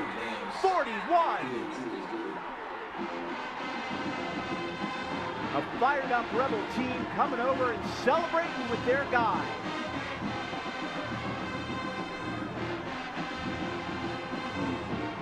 A lot of emotion out there on both sides. I think they're trying to keep them apart, was probably a good idea. Tough day for the Blue Devils. They were this close to being there for at least a second overtime. But an extra point belies them on a really, really well played, excellent game from the Blue Devils. It's tough to look at this. I mean, you've been on both sides of games like this. Talk about first Effingham County, the excitement, the joy that you had out there. You had chances all night, and you finally got one at the end. The team obviously celebrating. Statesboro, I hated for them. You know, they both played a phenomenal game, competitive. You know, you're looking at a team in Statesboro who's maybe a year away, but they do have a lot of seniors. They do have a lot of guys. They're not done. They'll go to the playoffs as a 3 seed in this case. Brunswick won big, as far as we know. So they're in play. They're good. They're going to be the 1 seed. Effingham will be the 2nd seed. But for the Rebels to go on the road like this and to be able to do this, you see the coaches right there at midfield talking to each other. You know, you kind of hate to see, there are a lot of emotions on the kids. Yeah. And you hate to see it go the wrong way because they both played so well in this ball game. Yeah, I hate it for the kids. Dobson and Ford right there talking to each other. And those two are really good buddies of mine, both in class act. Yeah. Great coaches. I'd like to see if we can potentially, Hank is right there with Coach Ford. I'm not sure if we're going to get a chance. He's going to run to the locker room, and maybe Hank needs to talk to him early on this one to see if we can get him to make sure everything's okay. They're talking to the band over there. The kids are over by the band, which is good. I'll tell you, we saw a high-level high school football game tonight, John. Yeah, I didn't think after the first quarter that shootout that we predicted was going to happen, but here we are. Interesting to see. I don't know if we would have guessed 42-41 for any sort of finisher there. So Hank's down with Coach Ford. I'm sure Coach Ford is very emotional right now. Coach, just take me through those final few minutes there. Obviously, emotions are high. What does it feel like now that your team got the win? Grateful to God. Our kids played hard. Huge ups to Coach Dobson and Statesboro. Golly, what a great opponent. What a well-coached bunch. What a hard-playing bunch. So a lot of credit to them. Just grateful our kids just never gave up, never out of the fight. 48 minutes. They've been doubted all year, and they just keep chopping wood, keep doing a great job. I love them. We got the hardest working kids in the 912. We got the best kids in the 912. I love these kids. I love Effingham County High School. The future is bright. Coach, 48 minutes weren't even enough tonight, and then you give up a touchdown in the first play of overtime. What was the message right after that, and how did you get your team to respond? Never out of the fight. Just stay with it, stay with it, stay with it. Ignore the clock, ignore the scoreboard. Just do your job as hard as you can do it, as best as you can do it. For 48 minutes, if it takes more, it takes more. Everything matters. Little things like extra points, field goals, protection, everything matters. The final drive of regulation there, and then the first drive of overtime, it was Tucker Perkins. What can you say about his play tonight? Gutsy, tough, injured last week. Fights his guts out, man. As tough, hey, he is tougher than a $2 steak. He freaking all heart, all passion, committed to his team, loves his teammates, and freaking gutted one out. Great one to Travis, great job by the O-line. Zeke gets one down there at the end, and our kids are just made of the right stuff, man. Coach, I got one more question for you, then I'll let you go enjoy the win with your team. But now you're headed to the playoffs. You get a home game in the playoffs as the 2 seed. How far can this team go based on what you saw tonight? We just want to go one game at a time. I'm pretty sure we got Clark Central. Dave Perno I know real well from my Buford days. He's a great leader of men. He's a great football coach. We got to enjoy this one tonight, and then we're right back to work tomorrow. Coach, congratulations. Enjoy the win. Enjoy the opportunity to talk to your team there. Thank you. So John Ford, a celebratory mood for John Ford in Effingham County. They're the 2 seed in the region. Tough one for Statesboro. They'll still be in the playoffs. They'll be a 3 on this one, but it's a day to celebrate if you're an Effingham County Rebel. We've got much more to come. We're going to give you full highlights of this incredible game. You can see Coach Ford in the celebration right there. Great highlights. We'll get you the play of the game, the performance of the game, and much more from a wild one right here in Statesboro. 42-41, the Rebels beat the Blue Devils. We'll be right back with much more on the Friday Night Blitz Game of the Week.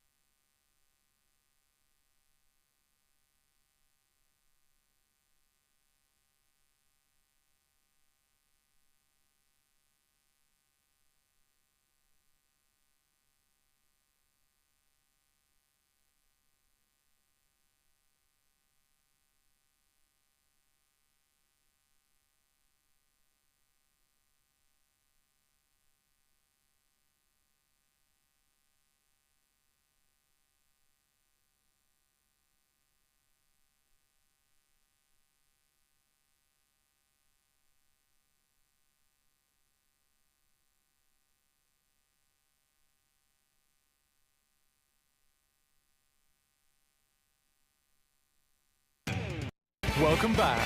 Now, more Friday Night Blitz Game of the Week. Here's the OC Welch Ford Lincoln postgame show. Well, they say to the victors go the spoils. In this case, though, the Effingham County Rebels win the game, and now they're picking up their own confetti off the field in Statesboro. There is no rest for anybody out there, even after a big win, but the Rebels earned every bit of that confetti and much more. Andrew Davis here with Coach John Morin. You can't say much. We're catching our breath after this one. The back and forth, but the play of Effingham at the end is pretty impressive. Yeah, I mean, Tucker Perkins just delivered when he needed to. We talked about the injury. We talked about he wasn't up to par through much of the game, but when it counted, he came through with 2 enormous drives, including the winner in overtime. Right now, we're going to show it to you. It is the play of the game, and why not? And it's a double play of the game because you're going to start with the touchdown pass. First play of overtime, throws it up and in right there to Zeke Brown, his receiver. So then it comes down to the extra point, and Will Holt takes it in, puts it in for the score on this one to make sure he gets it good for them. But Tucker Perkins had a 15-yard run, had a touchdown before that, did everything he needed to, and he had our play of the game. The WSCB CW Friday Night Blitz play of the game is brought to you by O.C. Welch Ford Lincoln. Find the certified pre-owned car or truck you're looking for online at GoSeeOC.com. Hank Tatum is down on the field with Tucker Perkins.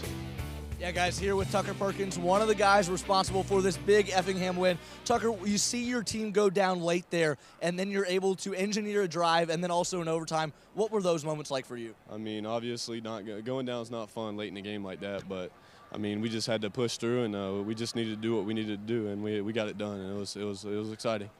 You were favoring that ankle a little bit, especially when you were rolling out of the pocket. How does it feel right now? How were you able to get through that on the field? Well, you just got to play through stuff like that. I mean, it's a big game. You just got to come out and play as hard as you can, and you just got to deal with whatever happens.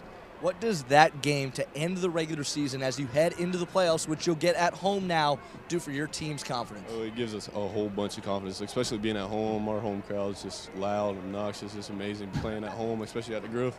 And, I mean, it's what we wanted, and it's what we planned on doing. Tucker, thanks for your time. Congratulations, and good luck in the playoffs. All right, Hank, great job with Tucker out there. He's not quite ready to celebrate, but he will later, I'm sure. So we've got much more, including our performance of the game, coming up next on the Friday Night Blitz Game of the Week.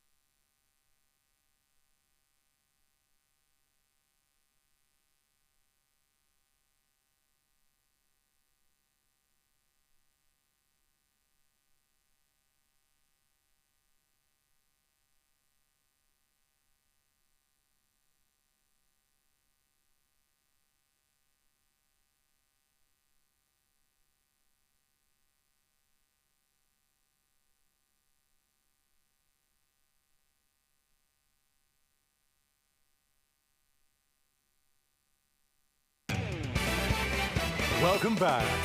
Now, more of the Friday Night Blitz Game of the Week postgame show and OC's top performer.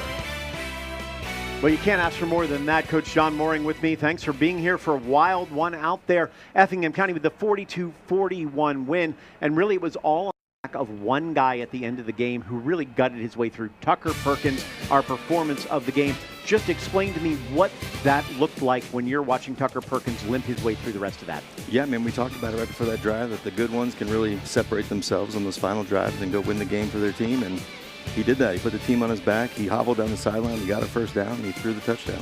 Early on, he was able to get it to Travis Hunter, who was able to do it. But it's this play right here, which may be the best. You said the ball touched the ground. We're not going to talk about referees. But for him to be able to make this play and get a huge first down on the last drive of the game, and then this, you can see the visible pain that he was in on the ankle that he hurt last week.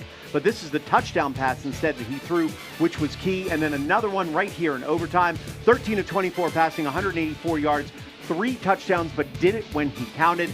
A quarterback like that can lead you a long way, can he? Yeah, he said it in pregame. I mean, he's the real deal, and he showed it tonight. All right, and thank you so much to O.C. Welch, the WSCD CW Friday Night Blitz Performance of the Week.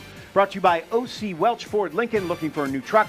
Go see O.C. today. On the other side, want to get one in for Statesboro out there. Kevon Childers, 37 rushes, 131 yards. And 3 touchdowns, was a man on the day and should be given a lot of credit. Yeah, I mean, I remember talking when he had 7 carries or 3 carries, and we're like, this guy's going to have 40 carries tonight. And he put the team on his back. You know, we're looking at some of the highlights, and there were a lot of them in this 42-41 game, and that didn't even show what really went on during this.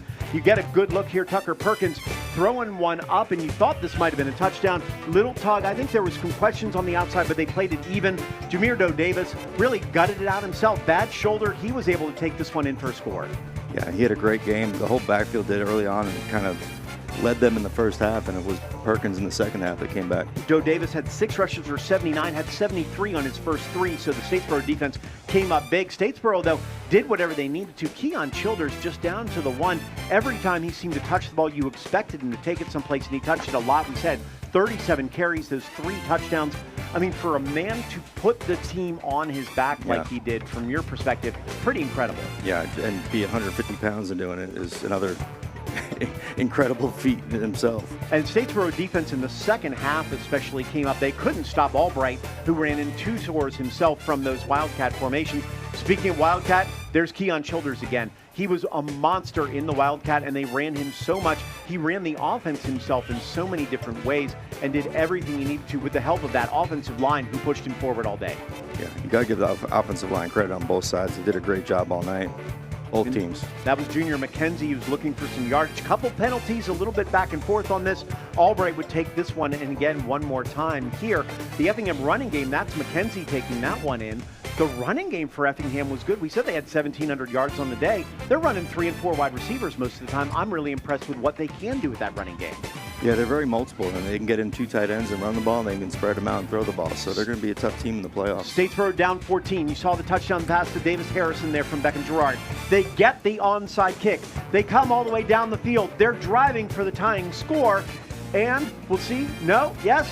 Gerard not able to get anything happening there. He throws it up to Gage Newsom. We don't see Gage on that one. That was the next series after. But Newsom takes it in. They got to get the 2. They go with the drag route back to Harrison, and Newsom gets the 2-point conversion there for the extras. Suddenly we're right back in it. Then, all the way, when they need some help, what else do? They go back to Tucker Perkins. Perkins with the touchdown to tie it for them. They miss the extra point. They go to overtime. They take it in for the score on that one from Zeke Brown, and then the extra point wins it 42-41. Effingham County comes up strong when they do it. We thank you so much for being here with us. I just want to thank the incredible crew that I have dealt with all year and done an amazing job. It's the best year that I've been proud of. I've never been more proud to work with a set of people like I have in this crew every single week. They mean the world to me. Everything they've done has been an incredible thing. John Mooring, thank you for being here, and all my other color commentators as well. Andrew Davis for John Mooring and the entire crew on the Friday Night Blitz. We'll see you next year.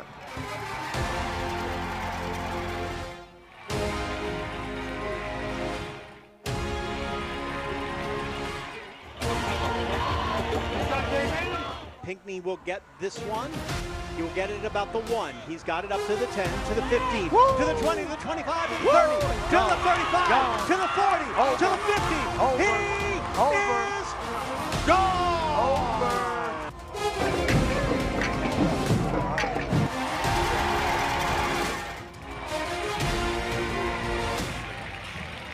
There's a fumble. Scott's able to pick it up, though. Look out. Including Mr. Scott, somebody that can make a bad play a good play. He didn't even see that the ball was that bad of a snap. He picked it up, and then his instincts took over and went and drive, and he took that all the way down the field for a score.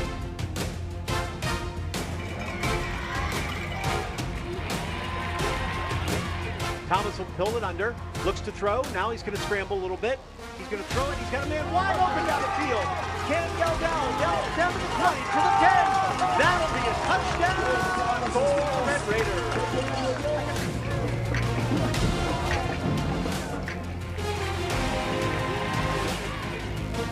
Here we are, 28-23 Jenkins, 7:20, clock ticking in the fourth quarter. Time for players to make a Holloway, play. your quarterback. He's looking deep. Now he's going to run. He's got a man open, wide open. Elliott, he's to the 20, to the 10, and he'll go into the end zone for the score.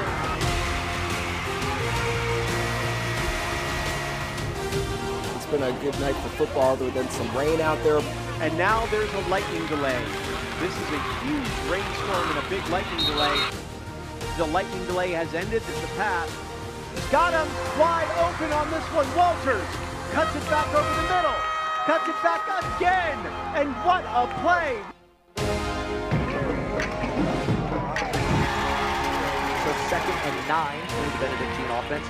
He's got some space and a tackle broken by Joshua Washington. Now the 25. Makes a man miss. Makes another miss. The 10. Welcome back, Joshua Washington. Touchdown Cadets.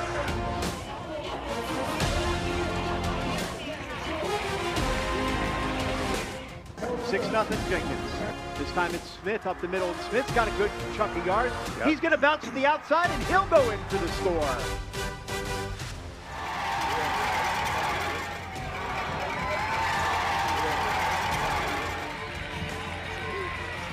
This is exactly what Hilton Head needs to do. Put them in these 3rd and longish situations. There's 3rd and 6. There's a hit off to Mitchell, and the ball is, and it's picked up on the play. Going the other way, Thaddeus Zarnecki just right out of the hands of Mitchell. Popped right in his breadbasket, and Thad the Impaler put a dagger in the Sharks early.